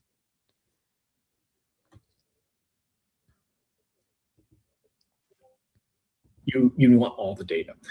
But there's something interesting with AT&T that never came out because it was never allowed in testimony, and that is sometimes AT&T, for a number of different reasons, must retain data longer than the 7-day limit. There's times when AT&T will tell you, hey, we keep this for 7 days, or we keep this for a year, we keep this for 7 years. But there's a number of things that happen at AT&T with different projects and different legal reasons that they are required to retain data longer. So if you don't ask, you don't know. And what's important is that both search warrants for Bryan Kohberger's phone clearly articulated they were requesting timing data. There's a fact sheet that's required to go to AT&T. And in the bottom of that fact sheet, there's a comment section. And somebody typed in that comment section, please send us the last 7 days of timing data. So, the idea that, well, it doesn't exist, we didn't ask for it, there's a clear paper trail that it was asked for repeatedly. And then when you look at, warrant returns are a thing. When you serve a search warrant, it's just not the end of the search warrant. You have to go back to the judge and say, hey, Your Honor, here's what we received. Here's the inventory that was produced as a result of that search warrant. And in that return, it actually states everything they asked for was received. So, as an investigator on a high-profile case of this nature, if I had purposely, intentfully requested timing data on 2 different search warrants, sent a cover sheet within an email stating, give me the timing data, and it was never produced, I would make sure to note that in either my report or the return, that items that I am specifically requesting were not produced. And that would prevent, any argument now, but that wasn't done. So that's the timing issue. Okay. This is how I see, I could be completely wrong, but this is how I am interpreting Mr. Cy-Ray. And I'm only going to get to a couple examples today, but we'll come back to it. He will I feel he's not going against his statements from his report. I think he's standing by what he said in his report. However, when he's being asked to talk about it or explain it, it's very it makes law enforcement look really bad, and I don't think he wants to do that talking out in public. So he will support his claims from his expert report, but then he will that's where he's like flipping the script and dumbing it down and making it seem like it's not really an issue. That's what I'm seeing. So 3 minutes ago, Cy-Ray literally said the timing advanced data existed and the prosecution knew it. Like, he literally said that. But then when he goes to talk about it, he's not going to say anything bad about Ashley Jennings. He's not going to say anything bad about the FBI or law enforcement. He's just going to say he's basically only discussing what the prosecution has said. He's discussing what the prosecution said. The prosecution said, well, we only have it for 7 days. And so he's like, well, yes, then you should have it for 7 days. He's not even talking about outside of the 7 days. And I don't know if this is going to make sense. I don't know if he's doing that to protect what the defense is going to try to do. Like, he'll tell you, here's my expert finding they had the AT&T timing advance data. I'm not going to discuss that anything further. I know they had it. I know the prosecution knew that they had it, and then he just stops there. And what he will talk about is the prosecution's talking points. The prosecution's talking points was, well, they only have it for 7 days. And he's almost, to me, he's calling them out. Yeah, they had it for 7 days. We should have the 7 days. Like, it's, to me, I think that's what he's doing with every single thing, but that's what I'm curious about. And I just want to go through this like bit by bit and see if that's the case. Am I explaining that right? Do you guys understand how I'm seeing it? I don't know. I have a gut feeling that I think he's doing that with everything, but maybe this will be a little like pet project of mine to see if he does it with everything. I'm going to listen to him do one more. We'll hear one more and see if he follows that pattern. Okay. And then another statement in your affidavit, just to clarify, you said, I've worked with AT&T Global Legal Demand Center for over 15 years. I have firsthand knowledge that AT&T GLDC is one way, but not the only way for law enforcement to obtain call detail records from AT&T. Is that, what does that mean? You know, in short, to just make this really simple, and I don't want to get too far in this rabbit hole because we could talk all day about how this happens. There are multiple entities within AT&T that produce records for different reasons. And I'm no way insinuating that it's not legal, that it's not compliant, and that it's not proper. With the proper legal authority, it's not.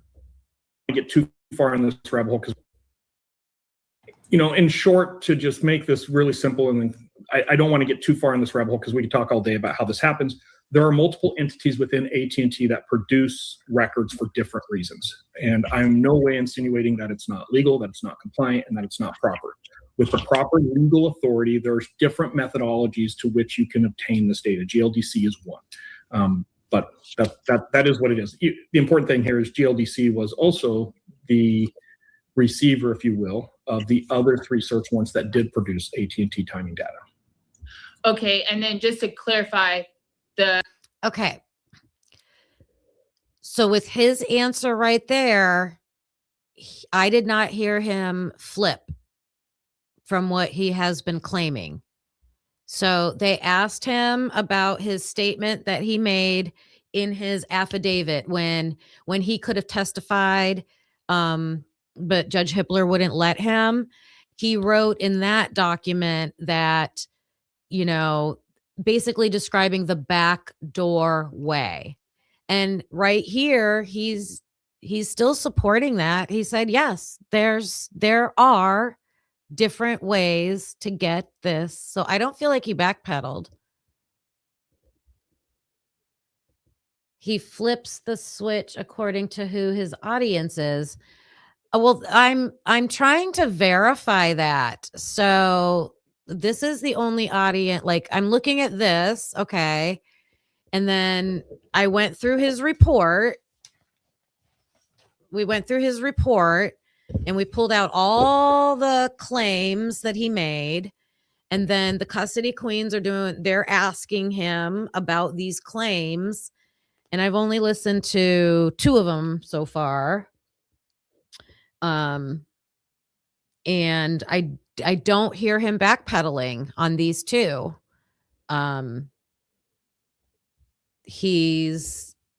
They just asked about GLDC and the other way.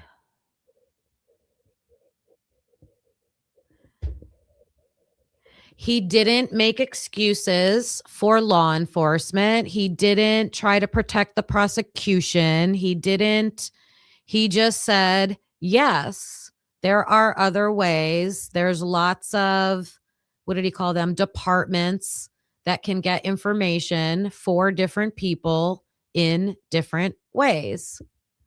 Oh, when he goes to talk to Enton, okay, I'll have to compare Enton and the SG one when he's with the Gonsalveses. Yeah. Is it Brian Enton who had Steve on there, or is that a different one too? All right, we'll look at that one. Yeah, because I heard some of it. I haven't watched that whole thing yet. Good. But I just know after this interview, people were freaking out at Cy-Ray. And I understand, but I think if you slow it down and really listen, I don't, so far, I'm only listened to a couple points. I think with this interview too, it was, I know Cy-Ray gets into talking about crime scene evidence and blood evidence, and that's not his lane. All right. Jesse Weber and Enton had the G's, and oh, yeah. Let me pull that one up.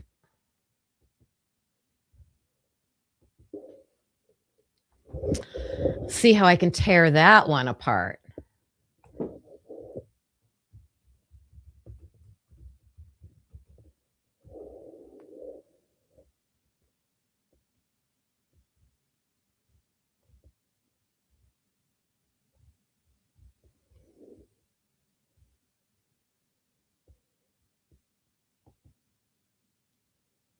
Oh no, that's not it. That's not it.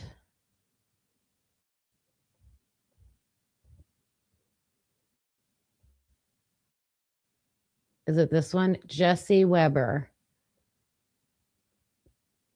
No, wrong one. Why is there a picture of the Gonsalveses on this one? Anybody have the link to it?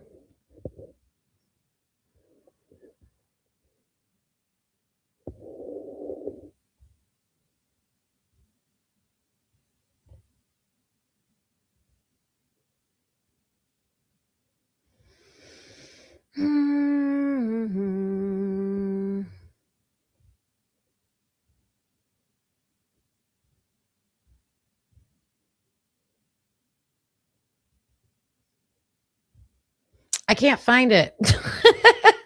I can't find it.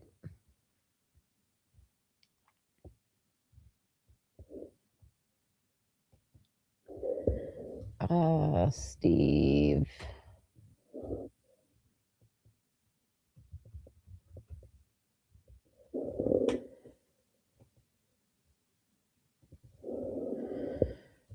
Oh my gosh.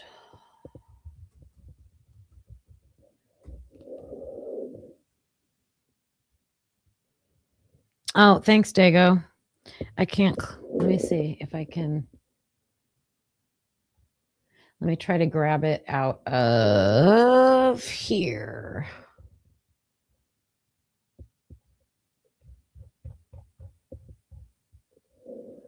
Right here. I'm going to copy it. Open it in a new tab.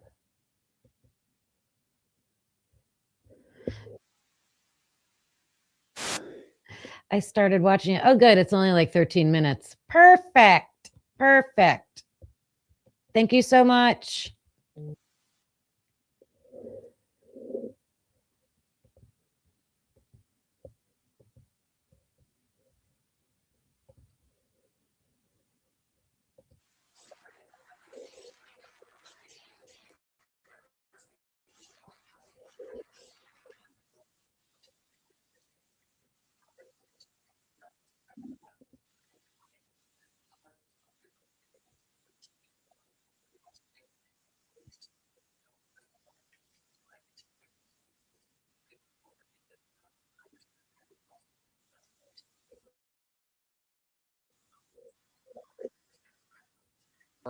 But you say not everybody's doing that. I turn it to you for the question that you might have for Cy. Yeah, well, Cy-Ray came out and stood by his work, stood by what his professional opinion was. He wasn't paid. There's a lot of people who were paid and then turned that into some kind of for-profit, enterprise. And I just wanted to respect somebody who stood by their work because I need more of that. I think a lot of courtrooms need more people to stand by what their expert testimony is. Okay. I heard Cyree talk about not getting paid in the Custody Queens interview because that came up at the beginning. And like his explanation, from my understanding, is that most of the people that go to him that are like the people who are already hired as the defense or prosecution expert, they'll go to Cy to be the one to like do the review of their work or to ask a question or something like that. And he made the point to say, usually those people are my former students or my former colleagues. And so I don't charge them. Like, I understand that. But then if you get, I guess it's I don't know. Why would I don't get paid?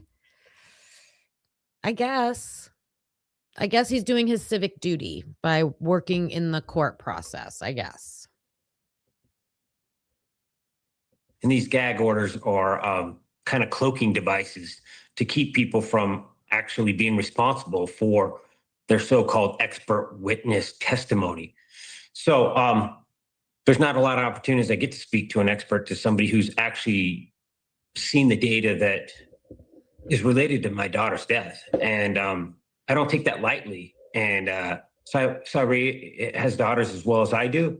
And I think his heart's in the right place. And I wanted to reach out and find out, like, these questions that I have that even the defense and the prosecutor, nobody wants to help me with. So if he's willing to like tell me, hey, how can you have cell tower dumps, the whole tower dump, and then his phone turns on at 4:48? How is that not? How do we not have timing records in there? How do we not have that? That's my main question for him. Cy? Yeah, and that is that not how? And then his phone turns on at 4:48. How is that not? How do we not have timing records in there? How do we not have that? That's my main question for him. Cy? Yeah, and I think there's a couple things to look at with that question. Number one, when his phone turns back on, there's no doubt the route that he took. There is no doubt the connections to the towers. I've been very concerned from the get-go of why we're not seeing that data. The map that's on the screen right now is a perfect example. That was a map that was used in all of the search warrants. Essentially, you will find that map right there repeating throughout every search warrant. It's wrong. And it's wrong in a number of disturbing ways. And when you actually take the data that's out there and you map it, I can tell you, see, there's no doubt where that device is when it turns back on. And it's not Thorny Creek Road. It's south of there. It's still on 95. It's still southbound. It does eventually pull off and it travels east and then west, and then kind of back up to the north to come back into WSU. But we're talking 25-meter radius GPS pings, and they perfectly align with the roadway. When you measure the distances between them, the speeds are 100% appropriate. You can see the vehicle come to like a three-way intersection and it turns left, and the next one it turns right. It is turn by turn. There's absolutely no doubt. I've been saying from day one, they need to map all the data. They need to go get the data. They need to map the data. And I reserve the right to change my opinion until all of that data is put forward, because I think it tells a story. And I don't know how an expert prompts both the investigative side and the defense. Okay. He has made that statement before. Remember when he was on the stand for Ann Taylor, and the first time he testified that he was seeing errors and mistakes, and he said, but they could be corrected.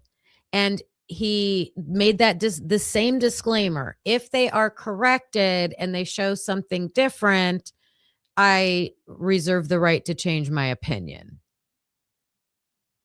Right? So he said, oh, you're right. He said there are timing records. But he said that on the Custody Queens too. He's never denied that there's timing records. They never corrected anything. Right, correct. So, Cy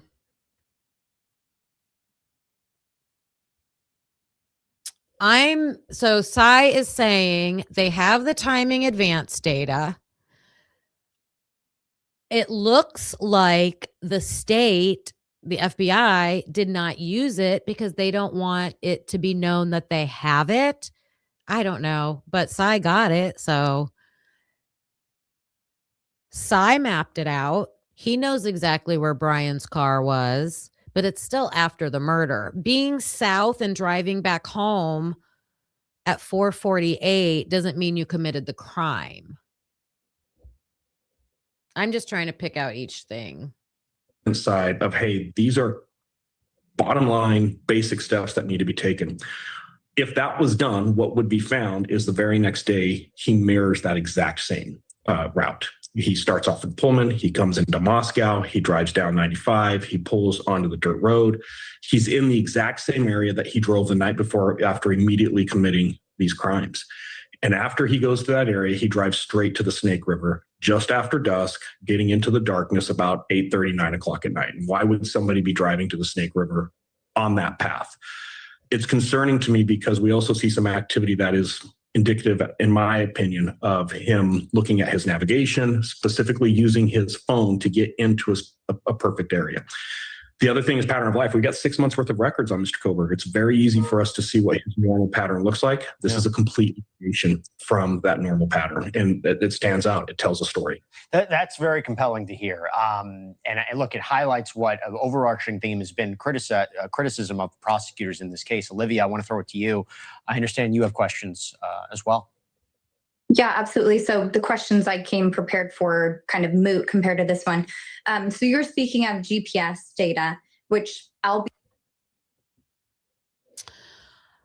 Yeah, none of that stuff is in his report.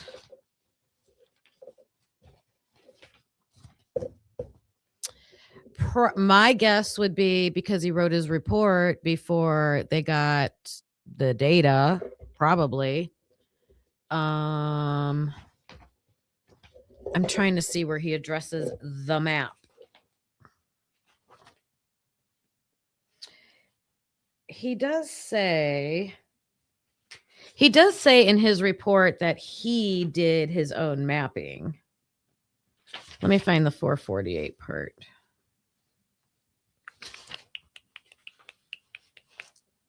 Here we go.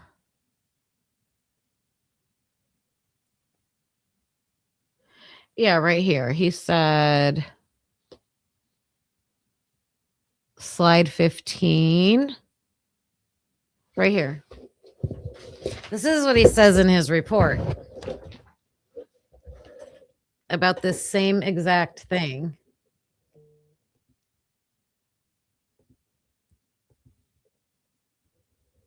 So this is what I wanted to see. I wanted to see what are his contradictions. What is he contradicting?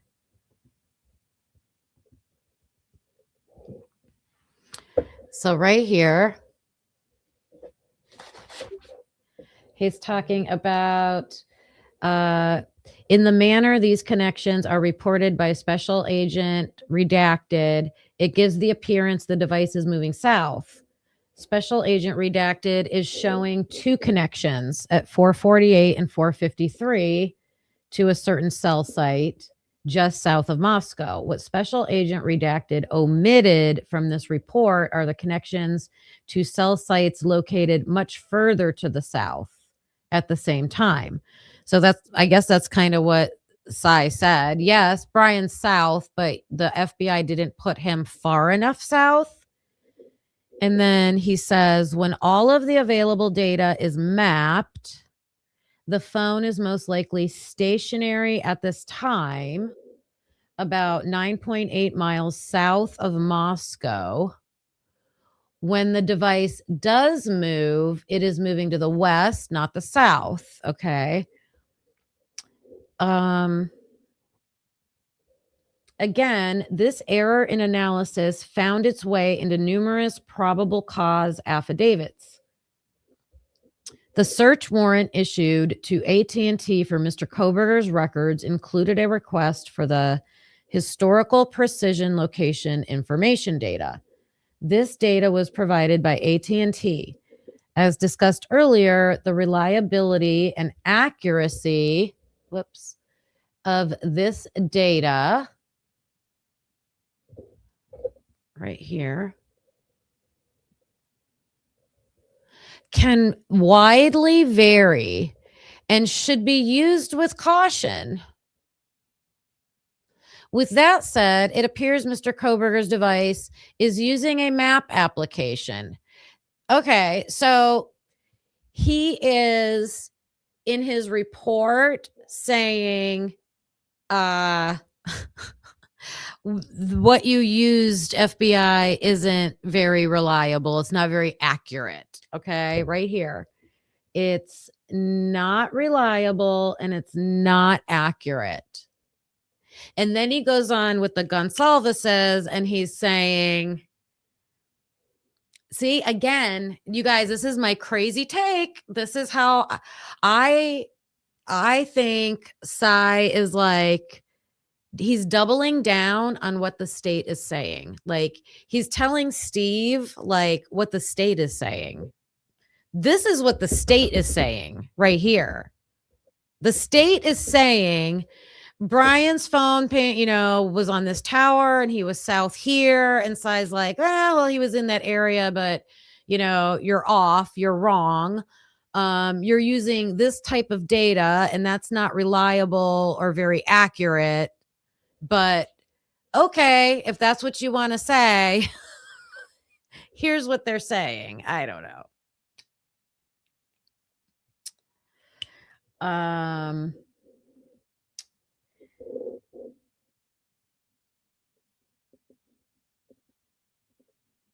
Down here, the addition of the location data in this report, specifically this slide, would clearly show the device is not traveling south as implied. Not traveling south as implied. Where did I just read that at?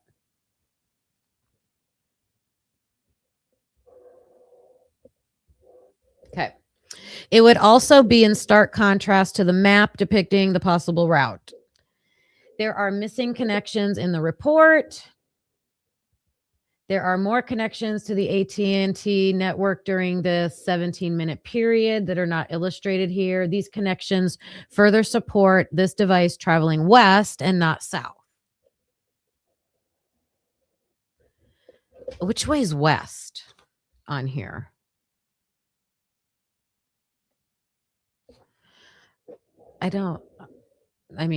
Usually I assume north is going up.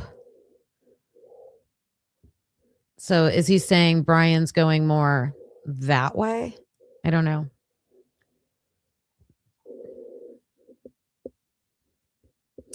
Of particular interest is the fact the map presented in search warrant affidavits illustrating a possible route cannot be supported with this FBI cast report because of the missing data. Look, I put perjury. Perjury. I don't know.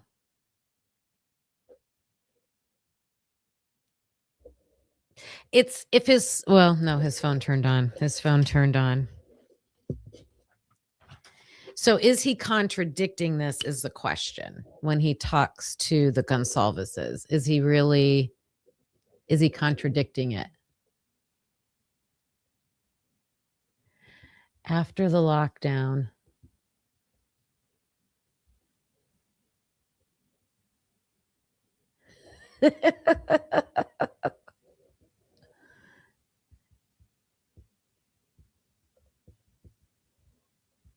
I think my question is why? Why is he doing this?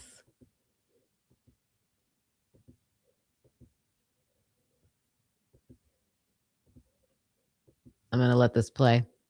I'll be honest, I really wasn't aware of. So when you speak turn by turn, is it fair to assume that that data, you mentioned it went back 6 months, was used for the cast report, which did put the defendant at my sister's home on 23 previous occasions? Because I know a lot of pushback that happens is when it comes to this cell tower, they say there's only 2 in Moscow. It only narrows it down 10 miles. Can you kind of help to dispel some of the specificity that can happen with GPS data that was on his device. Yeah, and I need to break that into two pieces. Number one, the 23 prior visits based on that cast report is 100% inaccurate. It would never hold up in court. Any expert in this field who reviewed that report would be able to show you incredible flaws. Okay. So I think he's incredibly clear there to Olivia, telling her those claims of Bryan Kohberger being in the area 23 times is wrong. Like, he literally just said that. So he just said to Olivia, those claims are wrong. The problem, too, is it isn't just one or two. All 23 of those that are reported in the cast report are wrong. They're inaccurate. The times are off. It's just a really bad analysis. With that said, if the agency and the investigators actually dug into the records they have, not only is there evidence of Bryan Kohberger being in the area of that house, there's evidence of him being on the property. There's things that they could follow up on to confirm this. And in my report, and luckily it's just been released, I actually outlined follow-up that would be reasonable to assume an investigator would do to confirm the prior visits to the house, which I think are very critical. Pattern of life is everything in this case. Seeing the planning phase and then leading up to the actual murders themselves, us being able to piece that back together and tell a comprehensive story that makes sense, that's the job of the investigators. So I can tell you that I feel very comfortable that Bryan Kohberger was in the general area of the house several times leading up to the murders. I think he came by the house the next morning. I think he came by the house the day after that. So there's more than enough evidence to show that. There are databases and ways that if the right people use the right legal process to exploit today, the data's still there. There is some really good information that could come out that I believe would show the device actually at or inside the house opposed to just near it. Steve, this is an important conversation. Okay.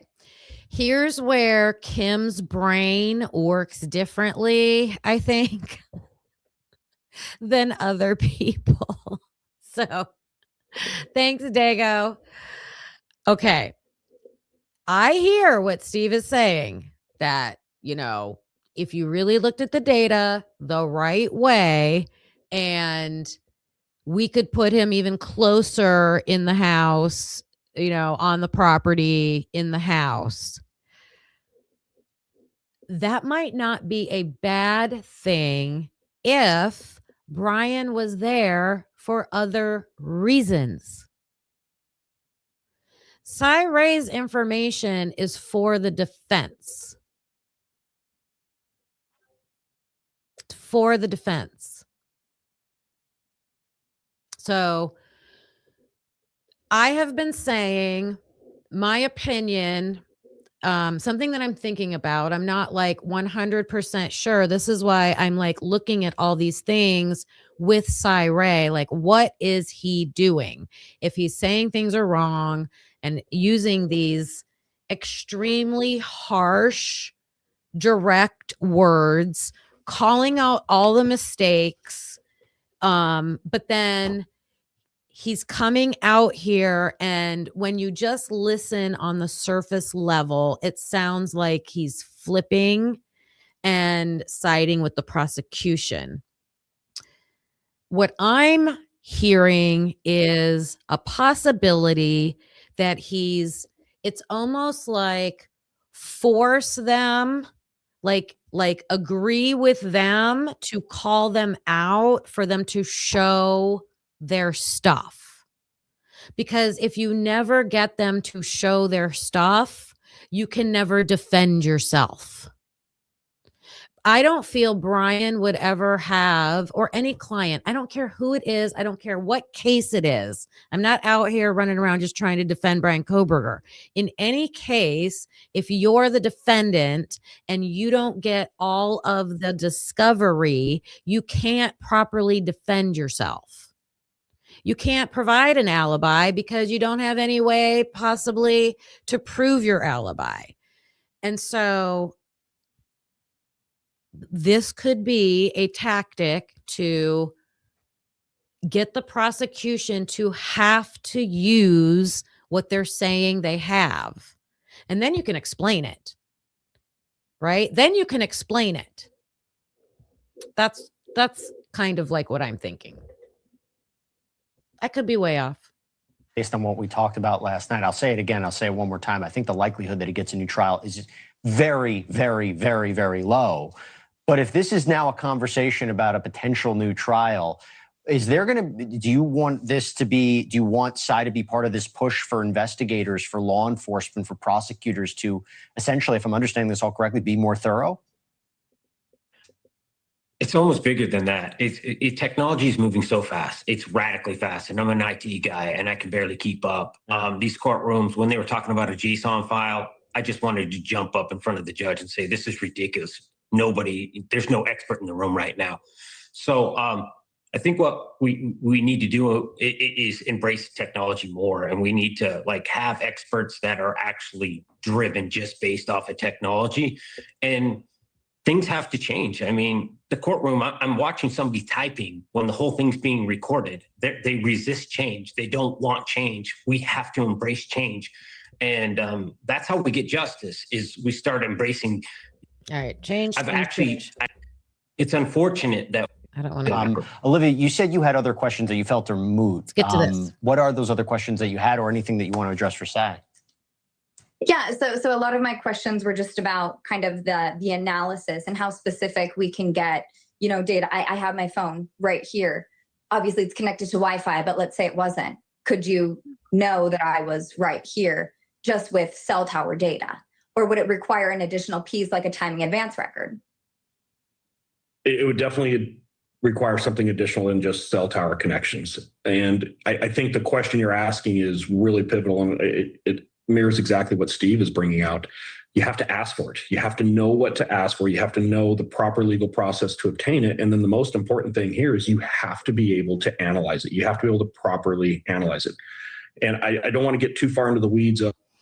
So I'm not going to do it here on this live, but I'm going to back this up again to the part where he was talking about being able to put him in the house, because he's just now saying you have to have the right data and you have to ask for it. If they weren't doing that, I don't know. I still think that there's this path of the defense has to get what they're not turning over to them. Those are the points I'm hearing.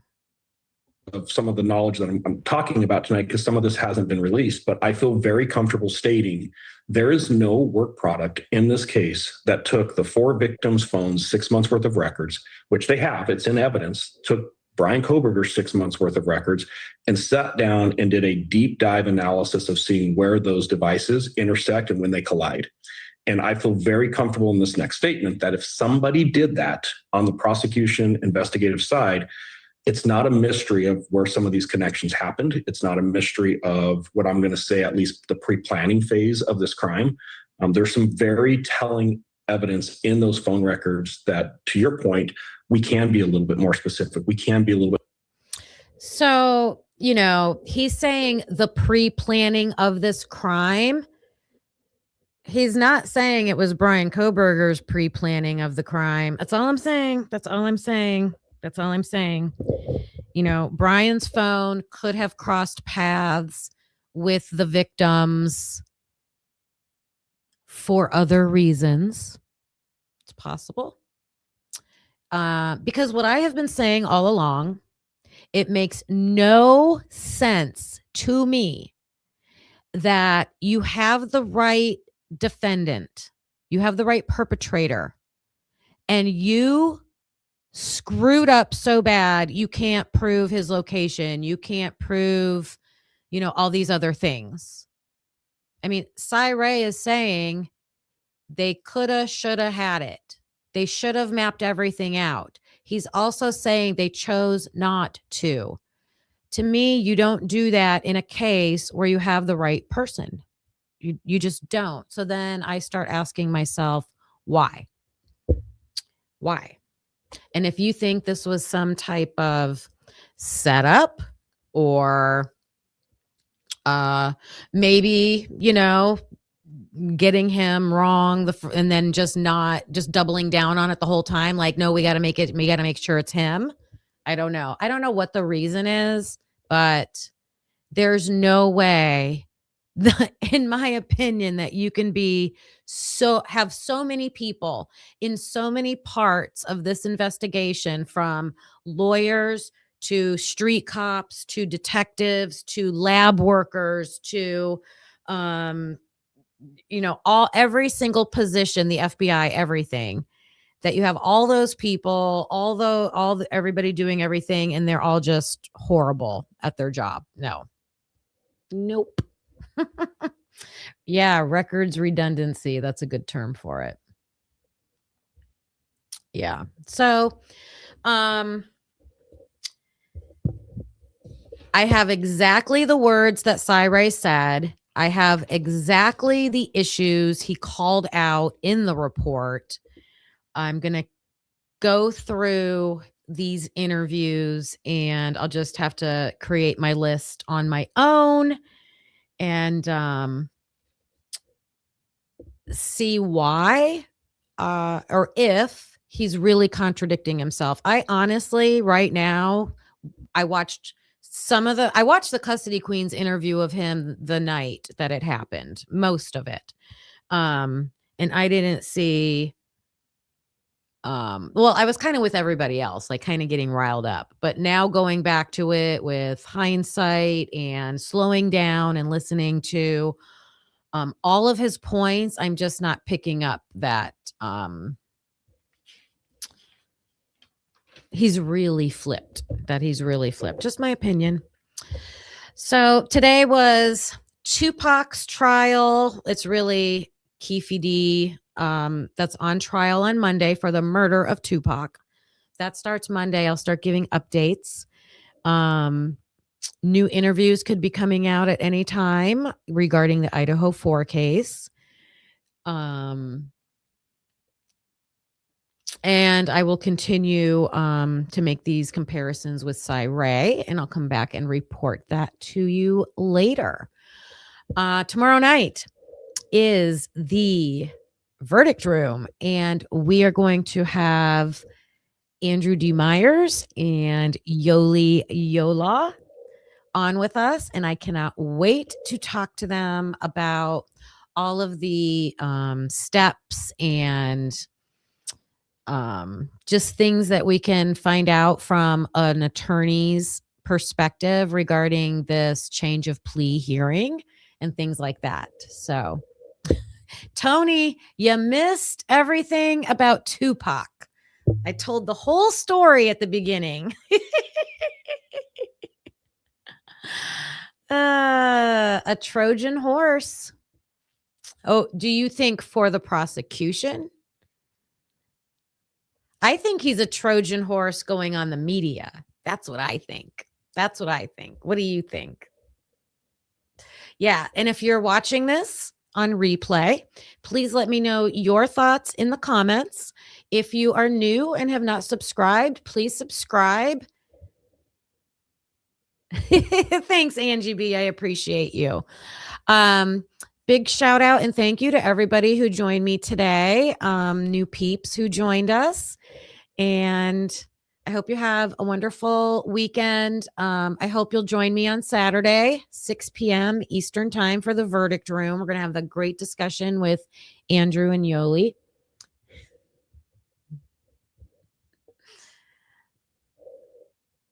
What is this? Motion to ask for transcript in post-conviction relief for Bryan. Is that something that just came out? Oh, it's a new motion. Why would they want the transcript? That's interesting. That's very interesting. Well, hold on. We can't end a show with breaking news coming out. Let me see. Is there a link for it?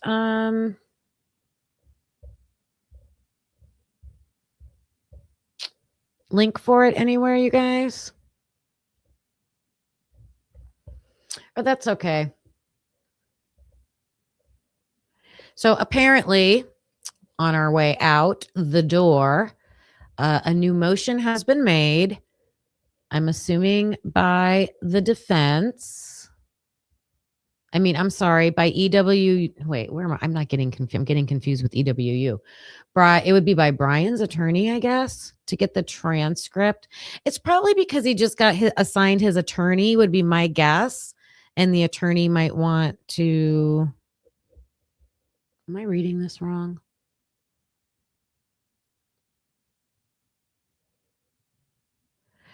A transcript of what? Does this mean they had a hearing? Is that what you're saying?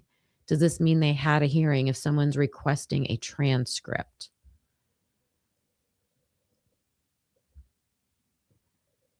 Christie's Chaos posted it. All right, let me look real quick.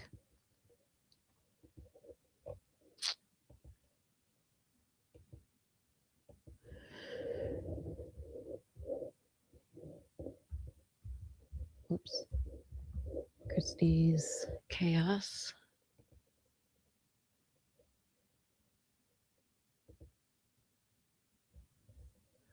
It's probably a post. Here it is.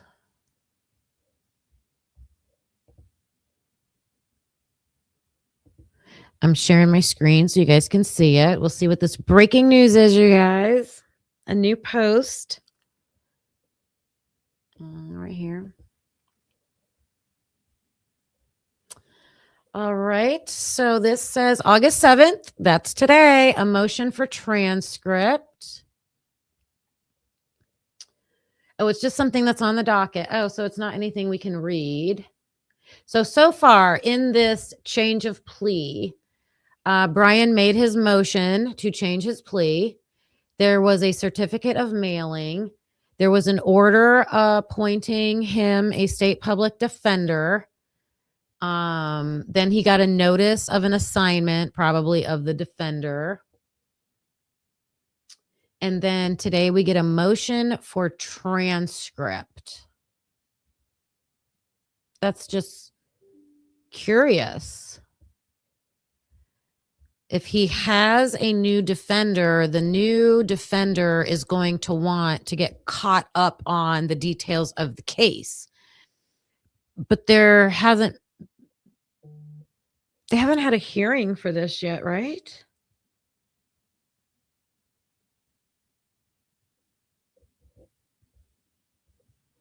I don't know. This is a black box. All right. Well, we will keep our eye out with that. And I'll be asking Yoli and Andrew, Mr. Myers, tomorrow on the verdict room. We'll talk all about that, you guys. So make sure you join us. Have a wonderful rest of your Friday. Don't forget tomorrow. And I'll see you guys then. But I'm going to clock out for now. Thank you to my wonderful mods. I love you guys. I know this was a longer one today. I appreciate you all. From the original case would make sense, Angie, for sure. For sure. All right. I'm clocking out, guys. Bye. Thanks for watching, hope you felt the spark. Please hit that like before it gets dark. Subscribe, it's free and keeps us going strong. You're part of the crew now, right where you belong. Join us next time, same truth, same fire. We bring the heat and never tire. We're typically unique and proud to be a husband and wife in podcast harmony. That could be unique, yeah, that's you and me. Don't forget to like and hit subscribe, it's free. Come back again, we'll be right here with truth and laughs and zero fear.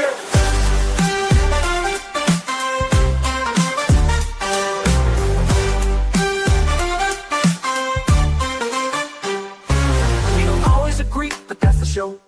One love, two minds, letting it flow. We dig deep with crack jokes, we call it like we see. If that's your vibe, you belong here with me. We don't always agree, but that's the show. One love, two minds, letting it flow. We dig deep with crack jokes, we call it like we see. If that's your vibe, you belong here with me. We don't always agree, but you felt the spark. Please hit that like before it gets dark. We dig deep with crack jokes, we call it like we see. If that's your vibe, you belong here with me. Thanks for watching, hope you felt the spark. Please hit that like before it gets dark. Please hit that like before it gets dark. It's free, it keeps us going strong. You're part of the crew, now right where you belong. Join us next time, same truth, same fire. We bring the heat and never tire. We're typically unique and proud to be a husband and wife and wild to be a husband and wife in podcast harmony. Yeah, that's you and me, that's you and me. Don't forget to like, hit subscribe, it's free. Come back again, we'll be right here with truth and laughs and zero fear.